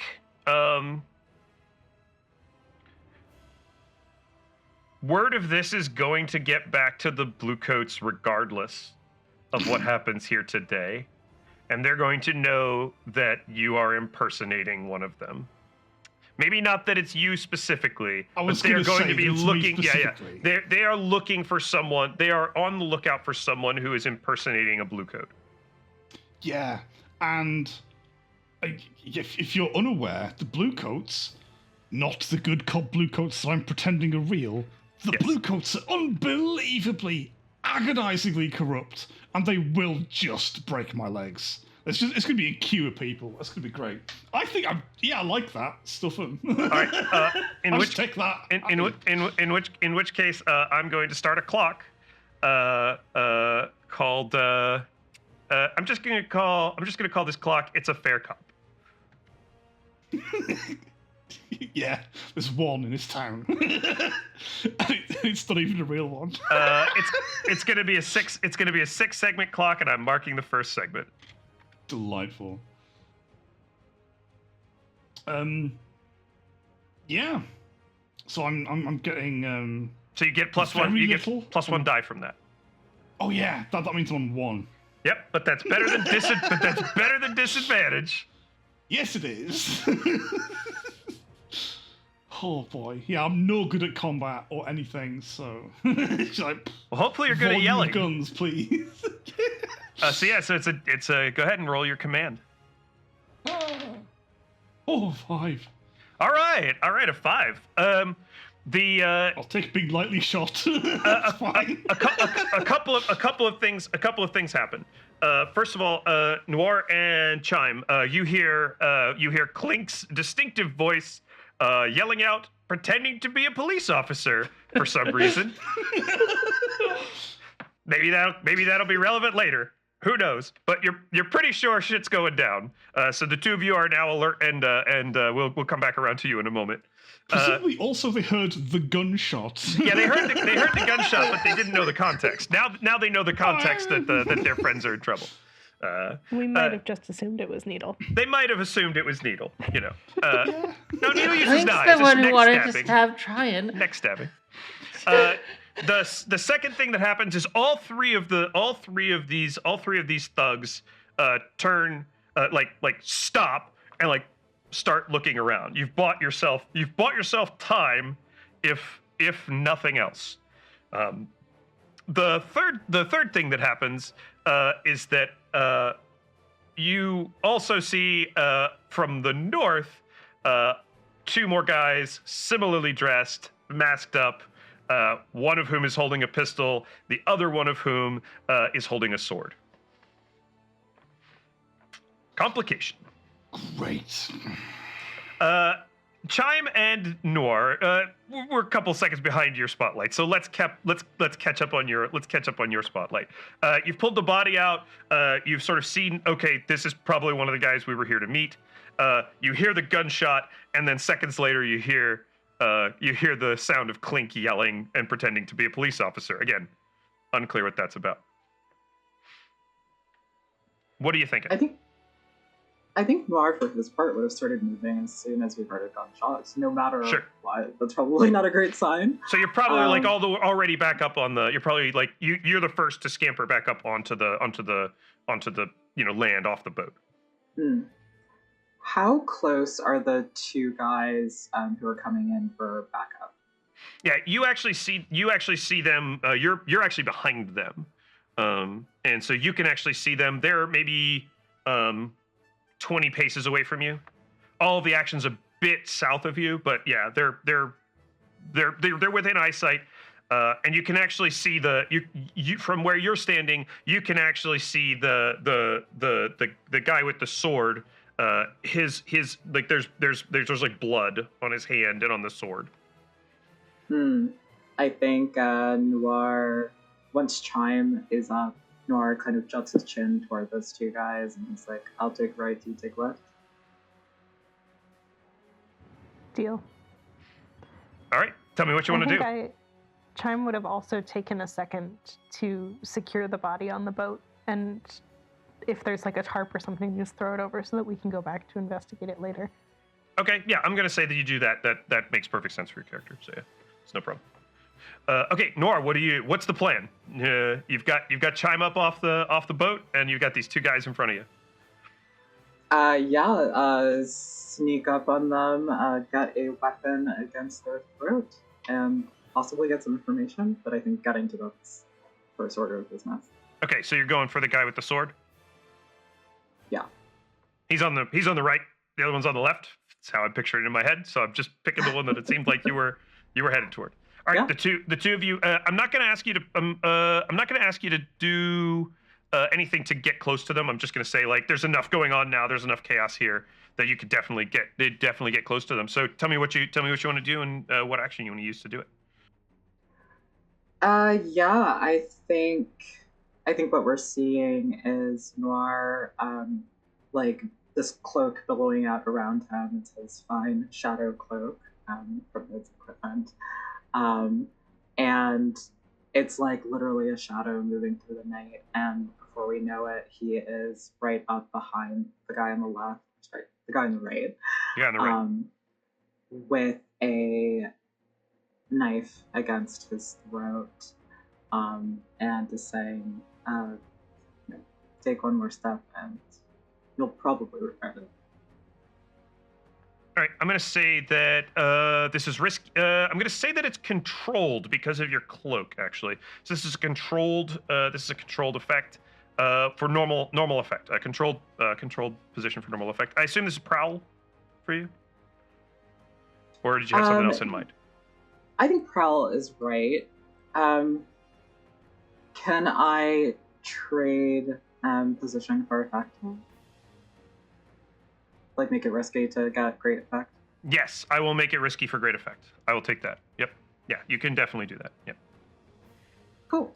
Because I think this guy's probably a lot bigger than Noir. Noir is tall, but like real thin. Sort of real thin, yeah. Yeah. Okay, so I'm rolling 2 dice, I think. 4. Okay. So you do it. No question. You get up behind him. You're like you're a literal shadow, Noir. You come up right behind him. The blade just flicks into your hand. It's not even noticeable. And you've just got the point right up against his neck. You've got an arm on his back. There's nothing he can do. He can't move. Anything he does is going to slice. Something that's going to get bloody. Unfortunately, that doesn't do anything about the guy standing next to him with the pistol. And so while you've frozen this guy, he's, basically like surrender mode. I think he's actually dropped his sword, in fact. Like you've got him dead to rights. The other guy just turns, like he sees the flicker of shadow out of the corner of his eye, and he just like raises the pistol towards you. Chime. Seems like a good time to come back around to you. Yeah, I am going to take my my unusual weapon that I carry with me, which is going to be essentially like a meteor bola, which is like a heavyweight on a long rope. I love it. That you like swing around and whip. And my goal is I want to use the wreck action, but like on his ankle. I know that's normally like for inanimate objects, but I just want to like throw him to the ground and make his shot miss. I think that's fine. I think wreck is okay here. Yeah, I think you're trying to. It's sort of you're trying to use like force to change the status of the situation, right? Yeah. So like I think that's okay. It's not really an an attack so much as it's like a disruption. So I think that's okay. I think wreck is fine. Go ahead and give me I'm going to say it's risky and normal effect. Okay, cool. 1d6. That is a 3. I can push myself after. You have to push yourself before a roll. I have to push before, okay. Mm-hmm. Cool. That's fine. So the fling of the meteor bola goes. It just goes wide. It just spins like through the air and just a bad shot, really. I'm gonna say the opportunity to intervene is lost. Cool. So he's just gonna pull the trigger. But we're gonna jump over to Needle real quick. Needle, you sort of we're just gonna step back a second to the moment where Clink shouted out and attempted to pretend to be a police officer. You've seen Tryon go down. What's your reaction? What's your response here? As far as the sort of gang thugs, have they sort of like stopped because of the three that basically were coming to attack you and Tryon have like been distracted by Clink, and then the other two who are approaching, who I'm going to say you're also aware of. One has been disabled by Noir, and then the other one is holding a gun to Noir. And how far away are they? A few steps. Okay. Both groups of people are a few steps away from you. So the three so Clink's doing a good job with the first three. He's at least distracted them. They're currently not certain they're currently not sure if they want to continue. Yeah. Right. But they're not sort of like disabled. I was thinking of trying to drug one of them for questioning later, but if they're not currently disabled, that's probably not useful. The one that Noir has disabled is very like the transponder has 0 load, under control. So I can use it whenever. We probably need to do something about this guy who's about to shoot more. I guess. Gosh. I could try to throw a knife at the one who's trying to shoot Noir. I only have one finesse, but I can mark some throwing knives. Throwing stuff has worked for you guys so far? Yeah. So I'll mark my throwing knives, and All right. I'll use finesse. Do I get a second die for marking the item, or? No, you don't get an extra die for marking the item. It's just that now it's in play, so you can use throwing knives in the scene narratively. I'd like to try to help, please. Let's see. How would you help? I guess how can you help? help me How with can my you help her weapon? throw a knife? I can possibly do that by trying to distract the guy who's holding the gun. So because I'm covering the three chaps in front of me with guns, I just turn my head to the side slightly and think, don't think I'm not talking to you as well. We're on to you, Sonny, and all. And just try and get him to like twitch or look in the wrong way for a moment, something like that. All right. So this is an effect that we haven't talked about teamwork yet, but this is probably a good time to talk about teamwork in Blades in the Dark. So Blades in the Dark has 4 teamwork actions: assist, lead a group, protect, or set up. I'm going to say that you can assist by being as distracting as possible. So to use the assist teamwork ability, you take 1 stress, but you can give another player 1 die. You may also suffer consequences from the roll. Can I Sounds great. also All right, so mark a stress. push myself? Except I'm a spider, so I get to do that twice for free. Ooh. I also Us. push myself to sort of really focus in on throwing this knife. All Take right. 2 stress and get a third So die. take 2 stress. Yep. All right. So that's 3 dice.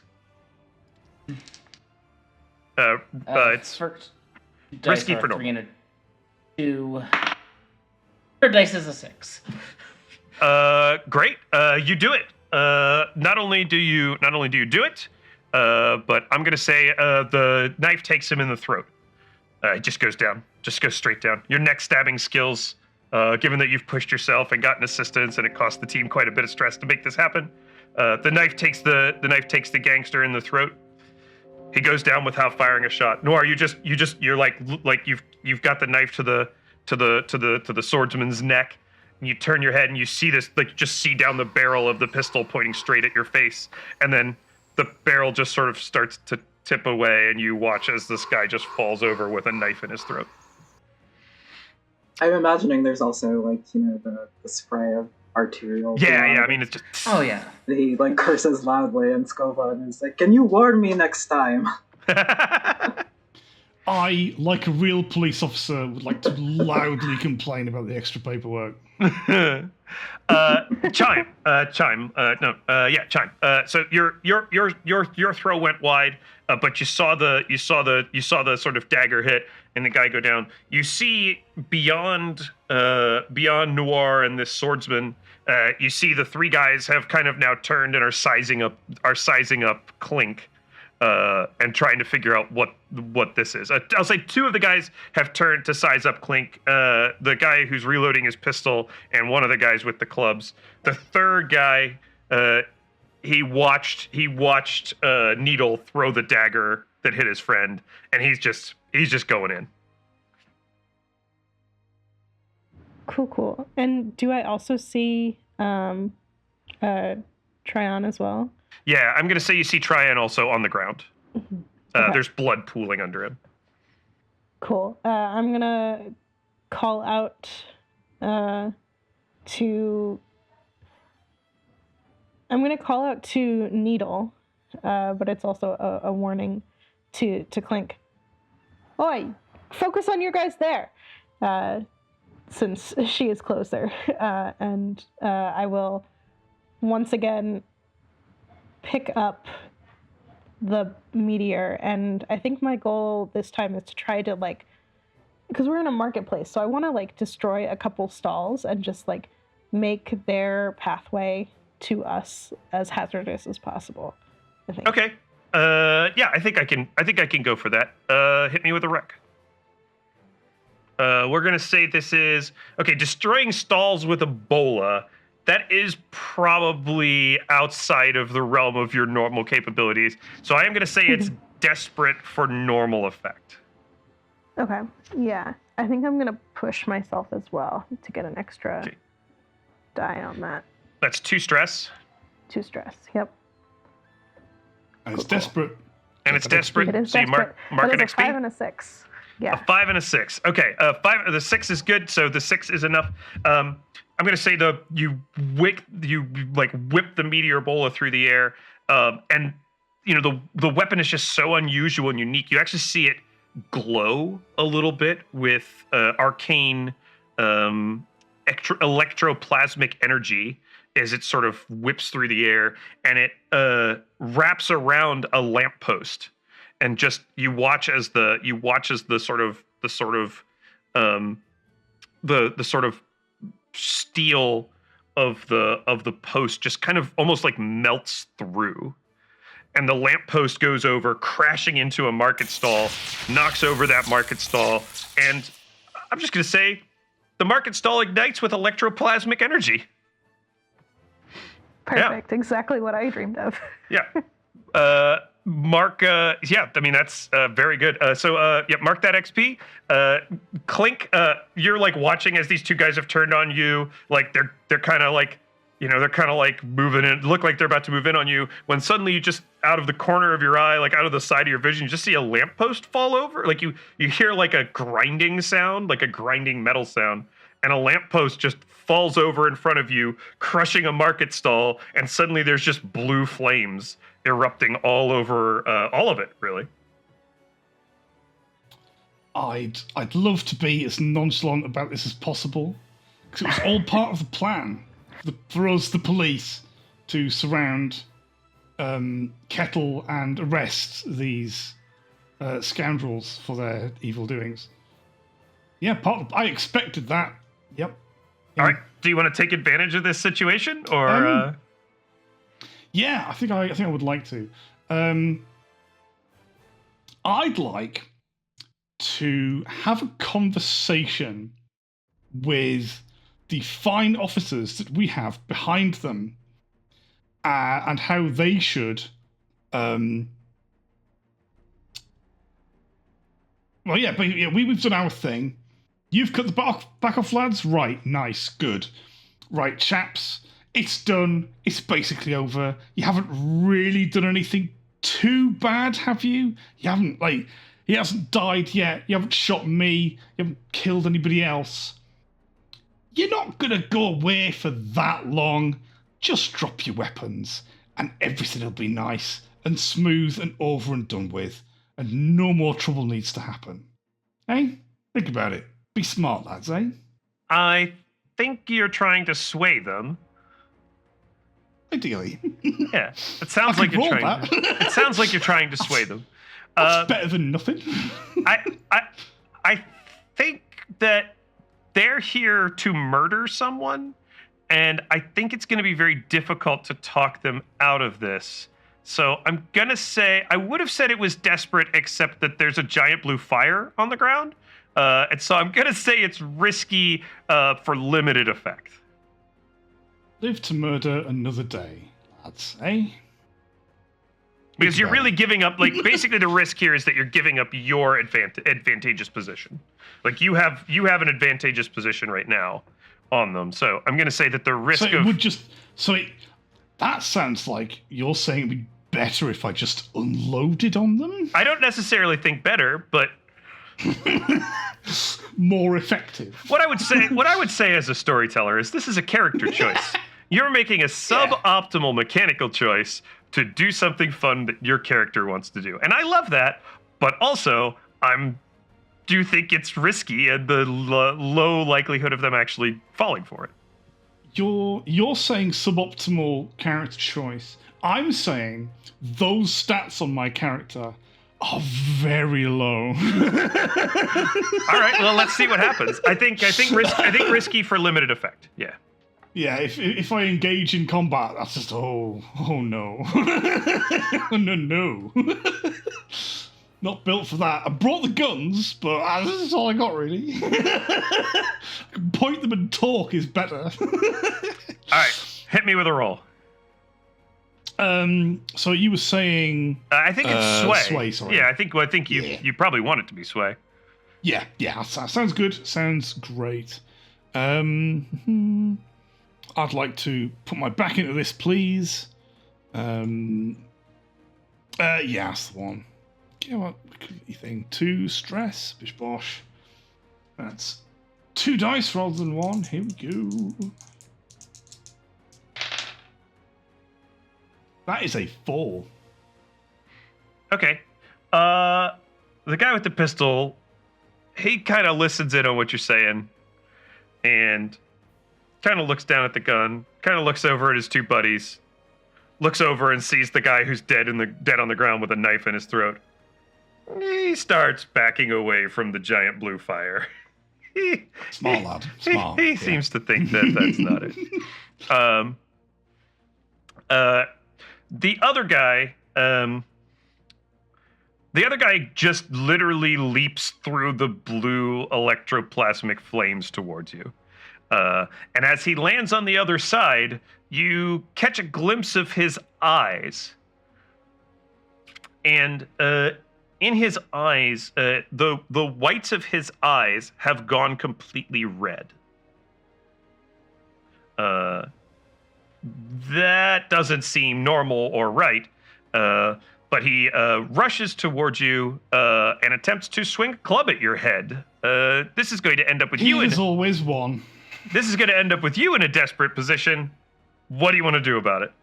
He's going to swing it and whack you in the noggin. So I'll give you a chance to do something.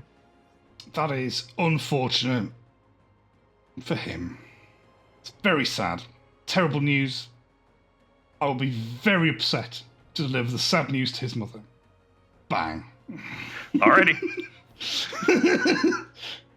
So I assume we're gonna take a shot. Yeah, I'm gonna have to, I think. Yeah. Right. Sounds good. Hunt, prowl, skirmish. What are we thinking? Well, I don't know if. Well, of those things, the only one that I've got any dots in at all is prowl, but I can't. I'm having a hard time talking my way into, like, this is the current situation. What prowling's going on here exactly? So I don't know if I can roll that. Well, remember, it's about like the complete action you want to do. So, for example, if you're trying to sort of dodge back through the market stalls and fire a shot at him, that's different. Yeah. That's different than standing your ground and pulling the trigger on both guns. True. Yeah. Yeah. That said, yeah, I think my instinct is to find cover.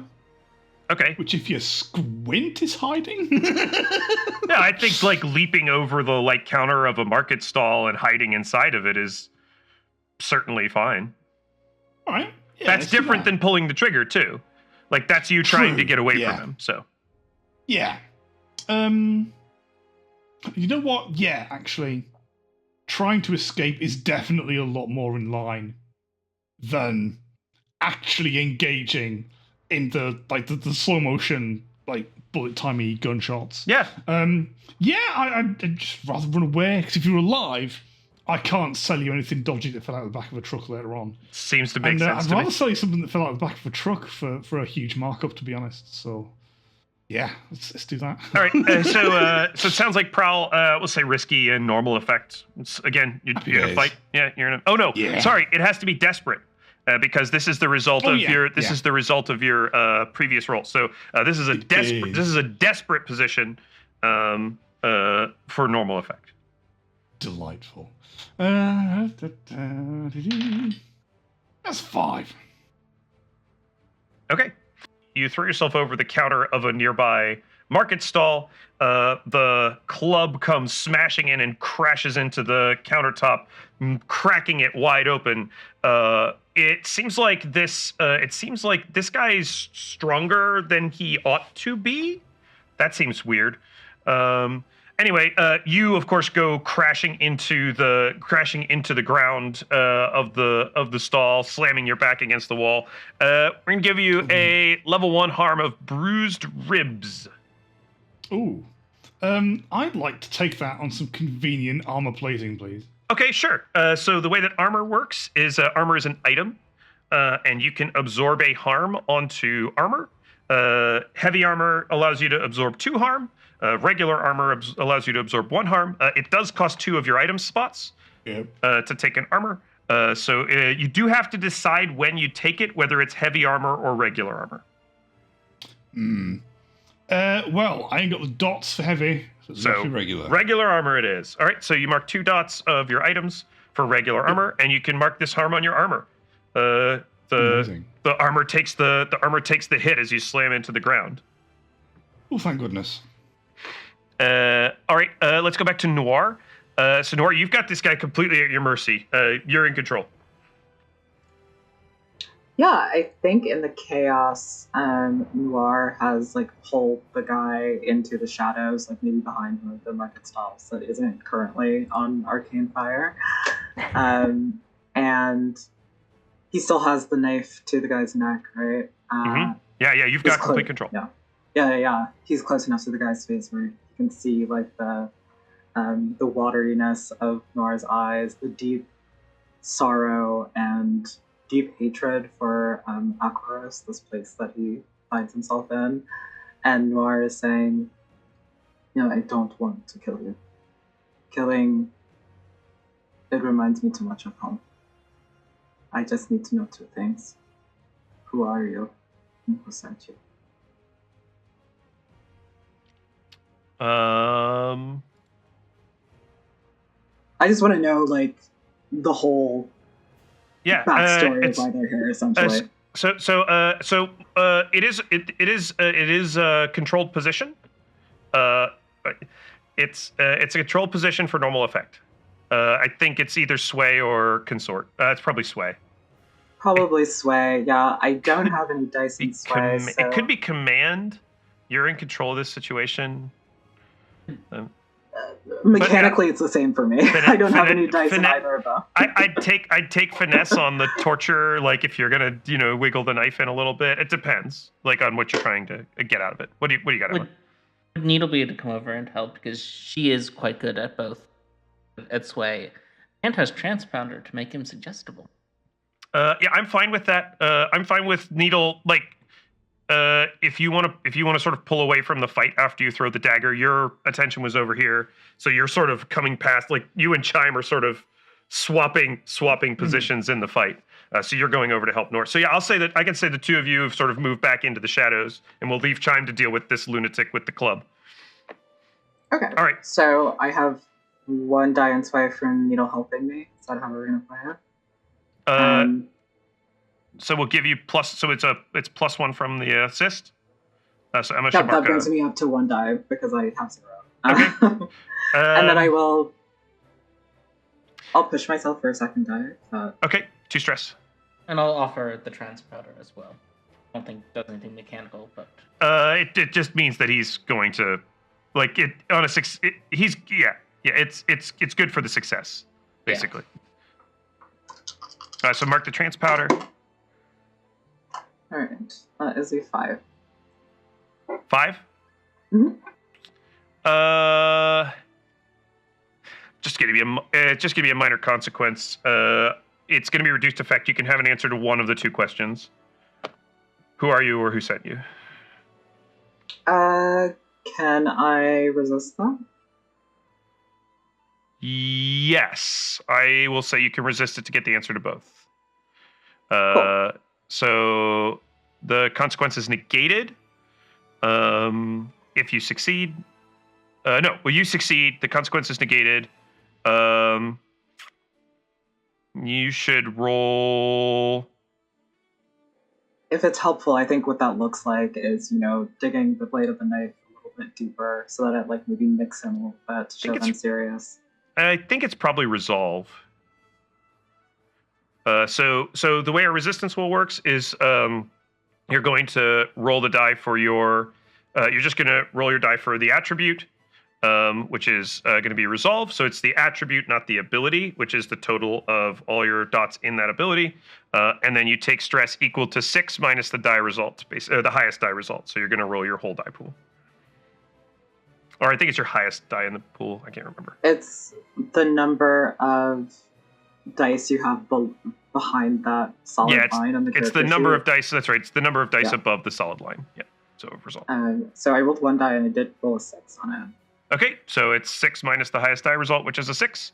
The consequence is negated, and you don't take any stress, which basically is a wash. So he's going to answer both of your questions, which I will come back to the answers for both questions in a second, because we do have a guy with a club bearing down on Chime now, who has swapped places with Needle. Chime, Yeah. guy with a club, what do you got? Cool. I think I've had a decent amount of success with this meteor. I would like to try to. I want to connect with this kind of arcane blue fire that we've got and Yes. see if I can pull the spread of it into his direction and attune with it. All right, what do you think that looks like? I think it looks like you see her kind of drop the meteor chain and just like is like her hair kind of starts to like stand on end. She's got these kinds of like long silks and the like static energy of it is just making everything like drift out slightly. And right. she's just going to close her eyes and try to like pull and will the fire into his path. I'm good with that. Yeah. Okay. What do you think the ability is? I assume we probably are going to agree on this. I think that's going to be a tune. Attune it is. Cool. It's 2. Highest is a 5. Okay. Oh, I didn't set the. It's risky normal anyway. I think that's perfectly fair for that. A 5. Yeah. Not only do you sort of pull the electroplasmic energy like out of the like across the ground, but you almost like create like a fence of electroplasmic energy like in between the two of you. And I'm actually going to say he stumbles into it in his rush towards you, and in like stumbling into it, he immediately like bits of his clothing, his club ignites an electroplasmic fire, like, and he just stumbles back, like trying to put out etheric flames all over his body. The downside, I think, is that his I'm just gonna have a complication here. The downside is that his firearm had not yet been discharged, and there's a sudden bang of gunpowder as the electroplasmic energy, as the electroplasmic flames that are sort of burning on him reach his powder horn and cause him, in fact, to explode, along with his gun. There's quite a loud boom, which sends him sprawling onto the ground, quite clearly dead. I'm going to mark the clock found by the Death Seekers again, as the bells in the city go off for a second time. Time in this fight. Oh, that's right. I forgot. The other guy was killed too, but we heard the bells, but no consequence from that. Yeah, and I think it also sends me reeling a little bit too, being too close to it. Yeah. Clink, you have this guy standing over you. He is almost like enraged in some way. He smashed the club into the countertop, like embedding a steel-clad club into the wooden countertop. Like yanks on it a couple of times, doesn't pull it out, and then just starts trying to climb over the countertop into the market stall where you've flung yourself. That is bad news, is what that is. I think it might be time to actually try and continue to run away.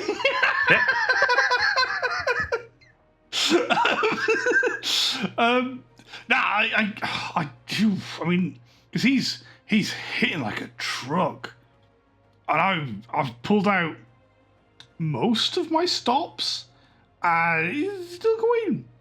I just don't have many options other than actually trying to shoot the guy. I'm terrible at that. Horrendous. There's something awful. There's definitely something weird about this guy too, with his eyes being completely red. Yeah, he's probably taken something. Probably. It's a city full of weird narcotics. He's probably on something. I think I'm just gonna have to. I think I'm gonna have to try and aim very carefully for like an elbow or a shoulder that'll stop him from at least holding the gun and maybe not the gun, the club. Well, he can't even hold he's embedded the club so far into the countertop that he can't get it. He's literally he's like trying to like zombie crawl his way over the countertop to get to you. Oh, good. 28 days later style. That's nice. In that case, I'd like to panic and add to the pile of bodies and escape when I'm not in immediate danger, so the guys in the masks don't cause me any trouble personally. All right. Yeah. What do we got? I just one of the pistols, one of the far too many pistols. Like, how do I even like? Oh God. How do these work again? Just carefully aim. Like, that's a skull. Bang. All right. Hopefully. It sounds like hunt to me. Careful aim is hunt. Bad at that at all. Could be skirmish. Yeah, it's close combat, but skirmish, yeah, is usually when you're tied up with someone. I'm terrible at. You see, this is why I was concerned. Sometimes you just gotta combat. Sometimes you just gotta pull the trigger, man. Sometimes you just gotta pull the trigger. Just to go. Fine, I suppose. And yeah, you have to. Risky normal. Yeah. I would. Gosh, who was it mentioned getting a trauma first session? I think it was Elle. I think it might be me. It might be me. Because I'm gonna put some stress into this as well. Actually, I think. All right, gonna push yourself again. Yeah. All right. Need to get that one die. Oh dear. That's 2. All right, yeah. The shot goes off and just completely misses him. The gun is of course empty, which is not going to be great for you to be able to fire. I'm gonna say that I'm gonna say that you pulled the trigger on your other gun in panic, firing that one as well, and also missing. And he comes over the countertop and is now on top of you, getting ready to tear you to pieces. Oh, delightful. Yep, you're in a desperate situation. What do you want to do? Unironically, literally, my emergency third gun. I think you can mark unusual. I think you can. I think you can mark an unusual palm pistol on my spider equipment. That's right. It's in the spider. Yeah. Yep. That'll do it for me. Old emergency third gun. Emergency third gun. Let's go. All right. He's right up my business. Just stuff it in a rib cage and hope. Yeah. It is desperate, defined by the narrative. So it is a desperate roll. I will say it's for normal effect. Cool. What am I rolling? Well, it's up to you. He's on top of you, so skirmish is in play. Wreck is probably not in play unless you're going to try to drop the building on him. Nah. Yeah. It's probably skirmish. Yeah. Bad at this. Really bad.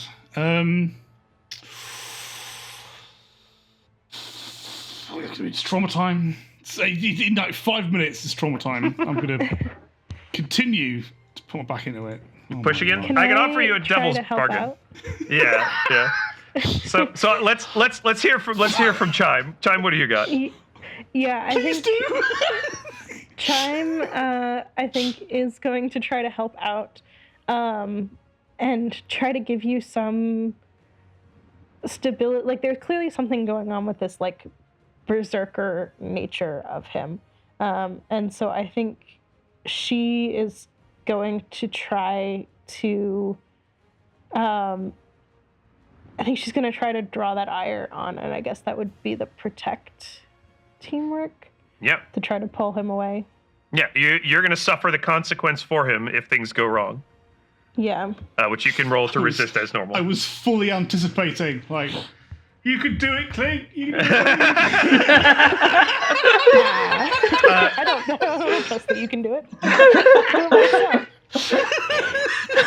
I'll also offer you a devil's bargain, the bargain I want to offer you is that for the next session, whatever load you take, you have to immediately mark a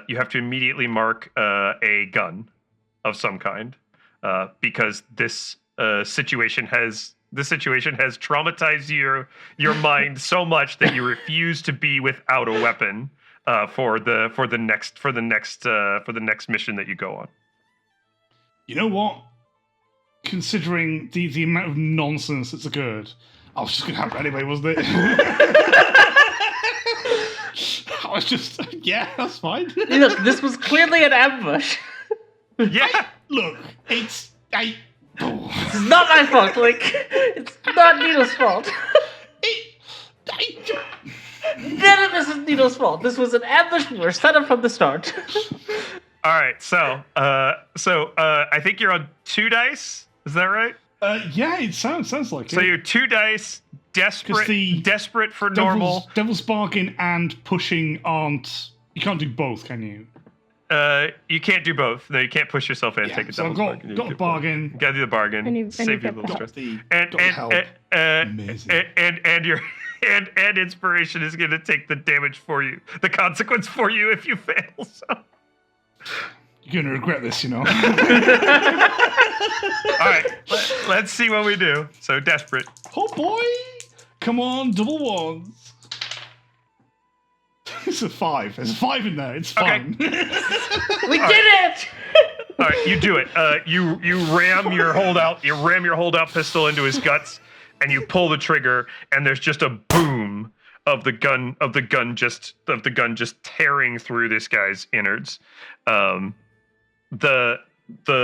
pistol has just ended up just right in the center of his chest, and the wall, the ceiling of this market stall is just spattered red with gore as the bullet blows right through his chest, blows through his heart, out through his spine, and just annihilates him. Firing the gun in close proximity to yourself has unfortunately caused the consequence of you getting gunpowder burns all over your chest. That's going to be a level 2 harm, gunpowder burns. I'm not going to... Inspiration getting gunpowder burns all over her chest. Well, I'm going to say that it doesn't narratively make a whole lot of sense for inspiration to take this consequence for you. So I'm going to say you have a level 2 harm. You can resist it if you want with stress. Oh, how much is that though? I'll take some gunpowder burns. Okay, so level 2 harm. Yep. Got him. But he's down, and it seems like you've run out of people to fight. You do hear the bells of the crematorium sing once again across the river. It seems like the Death Seekers will be closing in. Inspiration or Chime looks up, and you see the Death Seeker crow just circling right above all of you.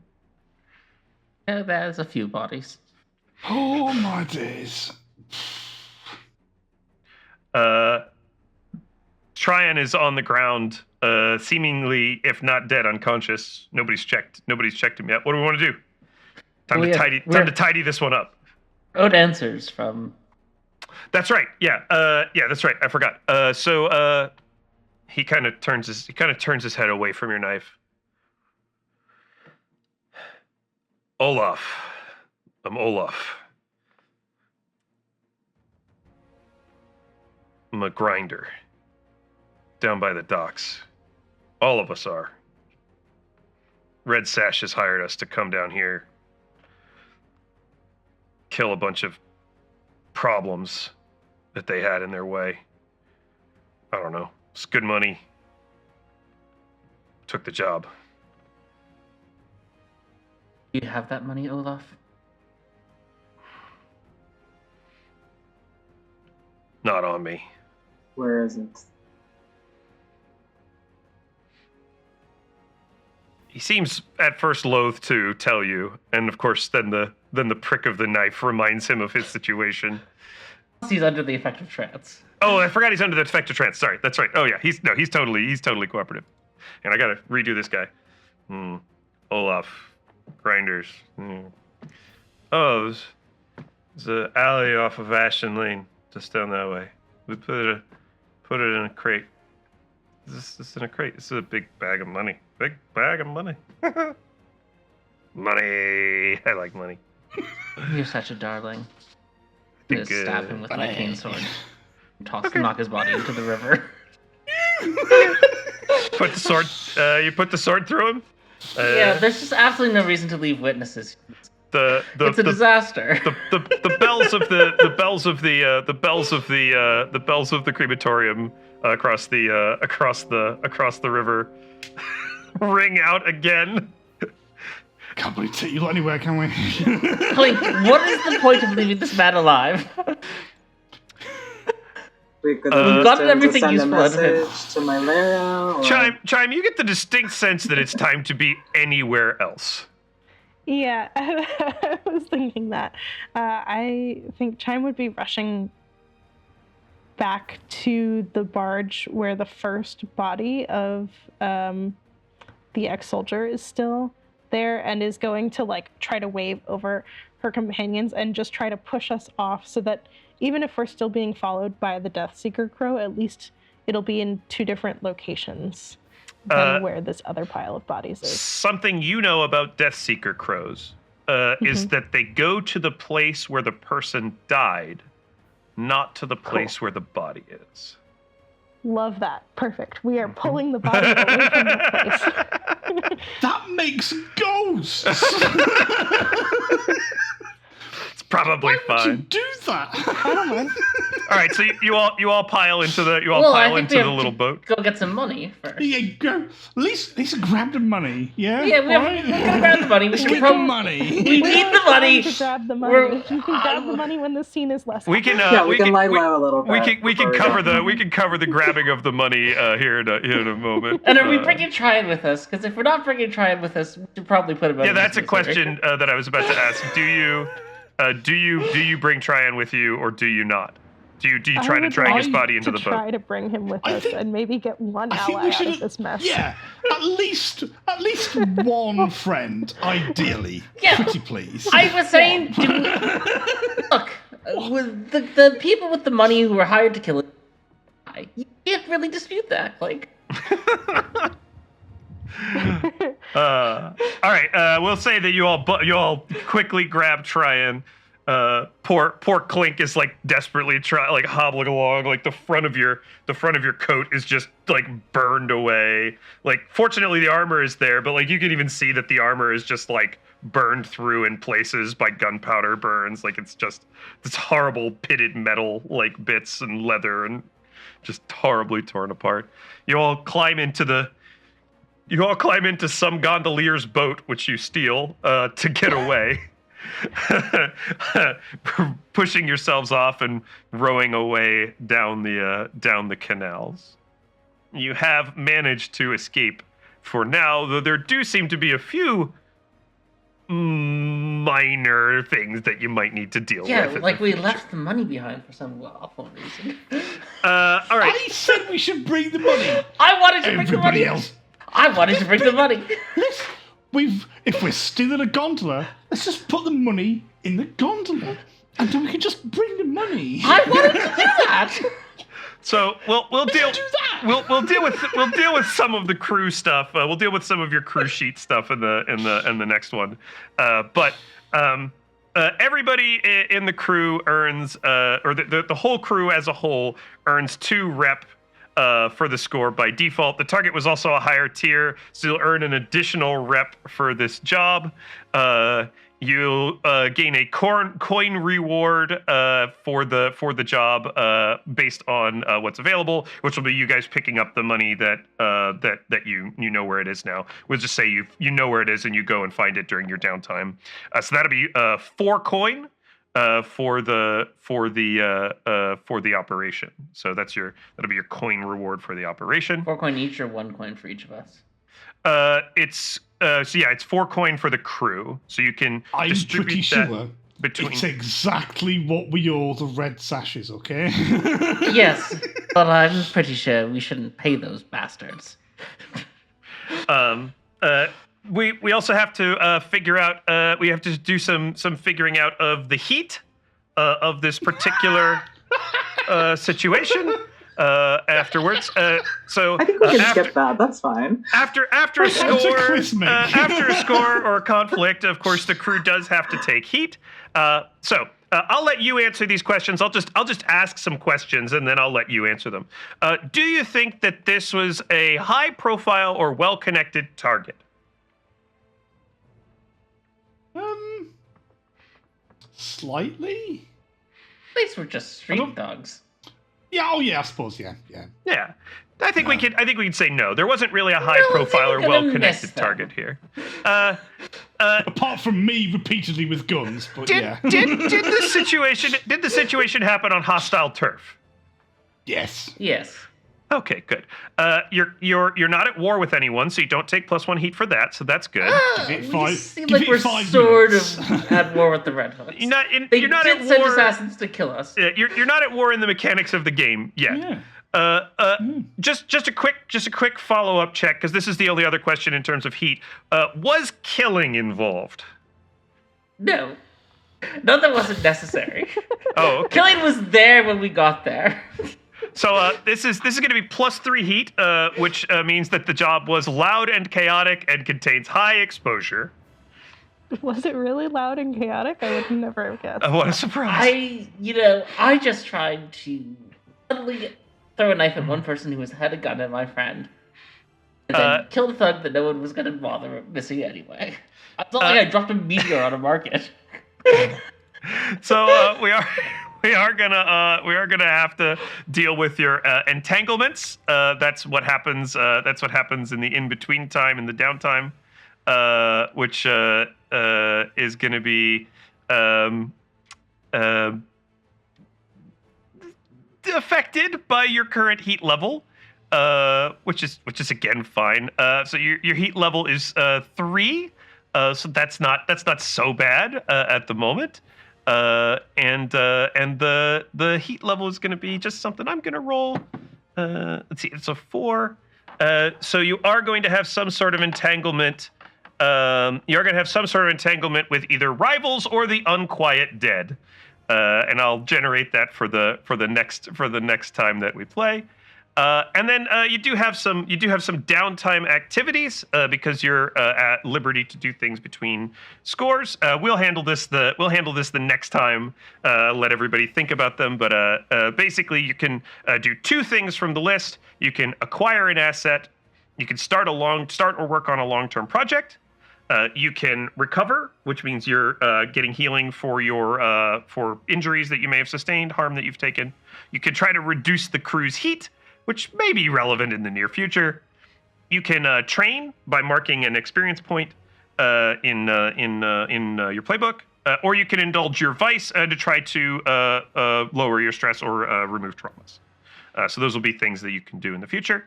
And then the last thing we have to do is we have to do our XP. So everybody who took a desperate action should mark XP in that action's attribute. So hopefully everybody's sort of done that while we were playing. And then at the end of the session, desperate action? I don't think you ended up taking a desperate action. I think the closest was when I convinced Ryan to join with us. Yeah, I think And it was I don't think close you to gave being that desperate. desperate. I think you gave it 1 down. I think it was risky. Yeah, I Yeah. probably should have made it desperate, but I thought he was inclined to agree. Anyway, so everybody should have 3 questions on their character sheet at the bottom of the gray section where it says XP. Those are going to be different between each character. So if we can just go through and look at them for each of you, let's start with Needle. Our slide. I'd probably addressed a challenge with deception or influence. I think you addressed a challenge with deception or influence. Yep. I can mark and 1 XP anywhere. Yeah, so you can mark 1 XP in either playbook, insight, prowess, or resolve. Yep. And then once you fill up insight, prowess, or resolve, you add a dot to those. Basically, is how that works. And then when you fill up playbook, you add a special ability. Did you express your beliefs, drives, heritage, or background? I think you did, probably. Did you? I think so. Yeah, I think you worked with the Scoundrel thing, and that was pretty interesting. Yeah. Yeah. And then I don't know what your vice. I don't remember what your vice is. My vice is obligation to the scope of the revolutionaries, which didn't come up this session. Yeah, I think you didn't. I think we did. You did have to make a. I did offer you a devil's bargain where you were gonna have to like lose your status with them, though. Yeah, and I turned that down because fuck that. Yeah. So yeah. Okay, so that's 2 XP for you to mark. Let's do inspiration. Our whisper, chime. Our whisper next. Yeah. The desperate XP that goes into playbook, or can that go? It can go anywhere.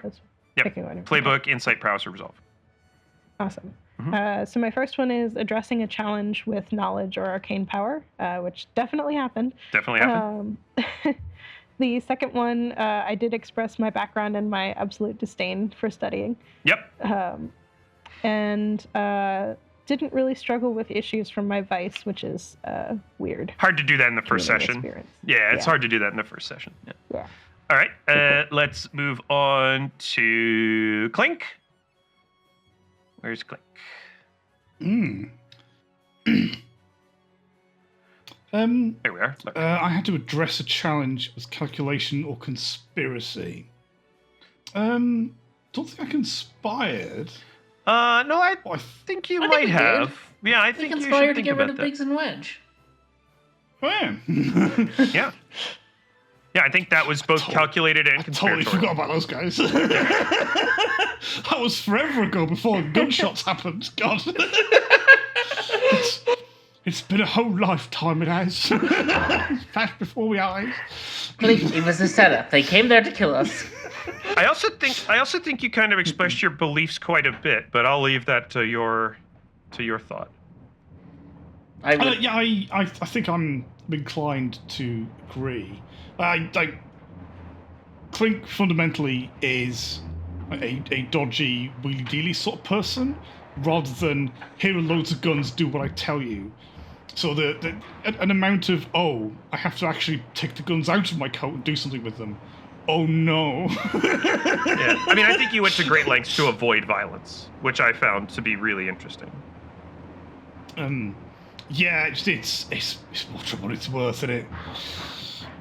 Okay. And like I said, if they're dead, they can't buy your stuff. They just can't buy from you, can they? If they're dead, they're dead. Who will they buy?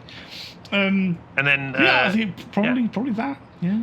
And then struggled with issues from vice or traumas. I don't know that we're quite that far in the game that you have that, but if you have a thought on it. My vice is nothing outstanding. It's basically just pottering around little stalls and trying to go, right, I've got this little rubbish trinket thing, whatever it is, like a cigarette holder or something. Let's see if I can trade it for something better, and probably failing.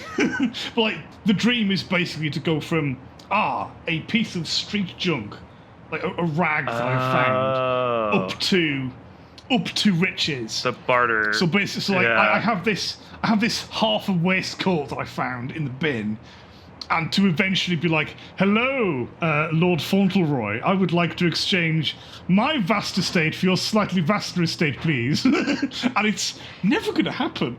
But I got to keep trying, because I'm stuck at the tattered waistcoats and odd buttons level. Yeah. All right, Gotta and be buying, gotta be selling, gotta be trading. and Noir. You're making it, yeah. Addressed a challenge with stealth or evasion. Yeah, I did some sneaking through a market and sneaking up to some ne'er-do-wells. Yeah, I thought that was really cool. Using the cloak as well. That's always a nice thing to have that character narrative attachment. I think that's great. And how about beliefs, drives, heritage, or background? I'd say I did that quite a bit. I did a lot with my tattooist background. I also touched on my Scoundrel thing a little bit. Yeah, I think so. And then again, struggled with issues from Vice or Traumas. Probably not yet in the game. It's just a little. I don't know if you feel like you had some there. No, not at all, not yet. And my Vice is one that I'll think about how I'm going to struggle with it in the future. Yeah, I can sometimes they're definitely come up tricky. with something. I have a very grim mind. So. Oh no. And that's us done for this session, everybody. Did anybody have any final thoughts they wanted to share? It's great. It's always nice to sort of do what is it that you call it, Al? You have a great word for the like post game wrap up kudos, and I can never remember wishes and stars. That's what you call Stars it, and right? wishes, yeah. Stars and wishes, yeah. Did anybody want to share any just thoughts about so stars and Al? Do you want to explain, because this is a concept you introduced me to that I really quite like. Sure, Yeah, absolutely. we're So wrapping up stars soon. and wishes, it's a debrief technique for right after a session. Stars are highlights of the session for you as a player, whether that was something you really enjoyed doing, like a scene that you really enjoyed playing out, or something that one of your fellow players narrated that you thought was really evocative and cool. Stars are just an opportunity to shout out your fellow players and say what you found particularly fun. Wishes are things that you are looking forward to either next session or the session after that, whether that's something that you would like to do differently in the future, or whether it's something like narrative that you're just like hoping to build toward. So yeah, that's what it is. So does anybody have any stars or wishes that they'd like to share? I'm enjoying being the ball and chain around Needle's ankle anytime unprovoked murder comes up. None of it was unprovoked. My goodness. There were people who might need to be killed. I just like having plans. Alright. You have to plan for these things. There were people we might have had to kill. In fact, we did have to kill some people. We had to make plans in case we didn't. Does it have to be the first stop though? Just be like, oh, let's just kill him, and then think about other non-killing them plans. A distant second, if at all. I don't think it was ever the first thought, except for Olaf, who we didn't need him running back and telling people we had defeated them. He died happy, high on trance powder. It's fine. Yeah. I'm looking forward to desperately trying to prevent further murders. And failing, let's be real. Failing. Anybody else? Star for me was the flashback with Tryon and the tattoo scene, and like how you can like use the flashback to kind of like shift the tone of how somebody says something. So from it being like an aggressive, like, what the fuck are you doing here, to like, what are you doing here? I thought it was really fun. Yeah. I also really thought both of Elle's tattoo scenes were really fun. Really interesting. Yeah, I can imagine half of the social flashbacks being in that tattoo parlor. Yeah, I think that'll be an interesting thing to explore in downtime as well, because it is sort of a really nice like center. And one of the things we haven't done is because it's more fun to do it, I think, after the first session, which is actually sort of create the crew. So Blades in the Dark, you also have a whole crew sheet which has abilities and like things that you all have that you share, usage of. And so one of the things on there is you have to describe what your hideout is. And I think Elle's almost like given you a really interesting, like, is your hideout just the tattoo parlor, like where Elle works, like, or where Nora works, excuse me. So I think that's a very interesting, dynamic, which we'll talk about, we can talk about in the future. Anybody else want to share? Yeah, I have some wishes, which I know that we'll get into as we go into downtime. But I'm like really curious about the character dynamics. Like I think there's a lot of really interesting tension to explore with Noir and Brenna and their Scotland ties and like the kind of class tension that I'm imagining is there. I think Noir and Clink had probably pretty similar upbringings, although they happened in different places, and I'm excited to explore that. And I want Noir to like be beset by ghosts and the other haunted things in the world, so I'm excited to have that dovetail with what Chime's got going on as well. So those are my wishes that I'm sure we'll get to if we want to continue playing. And for stars, yeah, I thought the characters were so distinct. I love the running gag we had about stabbing Tryon in the neck. I believe I did win that bet, Chime. So I want to firmly resist calling that a gag. Look, if he was not like gonna be super useful for us, there was no reason to bring him to the thing. I can see both sides of the argument. But yeah, I thought that was all really fun, and for you, Milk, for keeping the pace up. And I also really appreciate when a keeper or a GM, whatever you want to call it, when they like kind of talk through their decisions sometimes when they're deciding on complications. I think that's like a really great way to keep the players abreast of the situation and kind of understanding the shared narrative that we're working with. So. Yeah, I think one of the hard things about Blades in the Dark is like setting position and effect is it can feel arbitrary sometimes. And it can feel arbitrary when something is desperate. And I think it's okay in Forged in the Dark systems, which is the broader range of Blades in the Dark games, to say, hey, I actually really want this to be like, I want my character to be in a desperate situation, in this moment. Can we kind of figure out how to do that? Or, when Elle pointed out, hey, can I trade position for effect? Like, can I make my good position worse for an effect to get better? I think that's an interesting dynamic of Forged in the Dark systems, and I really enjoy them. So, yeah, my wish is just that is that we get to see more of these characters again, because I think that you've all come up with really fascinating and interesting people to put into what is a quite dark world, and we played it quite light because it's we're sort of just kind of playing around in the sandbox right now. But in a game like this, the theming can get quite dark and can get. I mean, there's quite a lot of death and violence in this sort of story, and it's interesting to see where it goes. So I'm excited for that. So that's going to wrap us up for this episode of Grim Scenarios Plays Blades in the Dark. I hope everybody enjoyed it, and we'll probably see you all next time. Bye.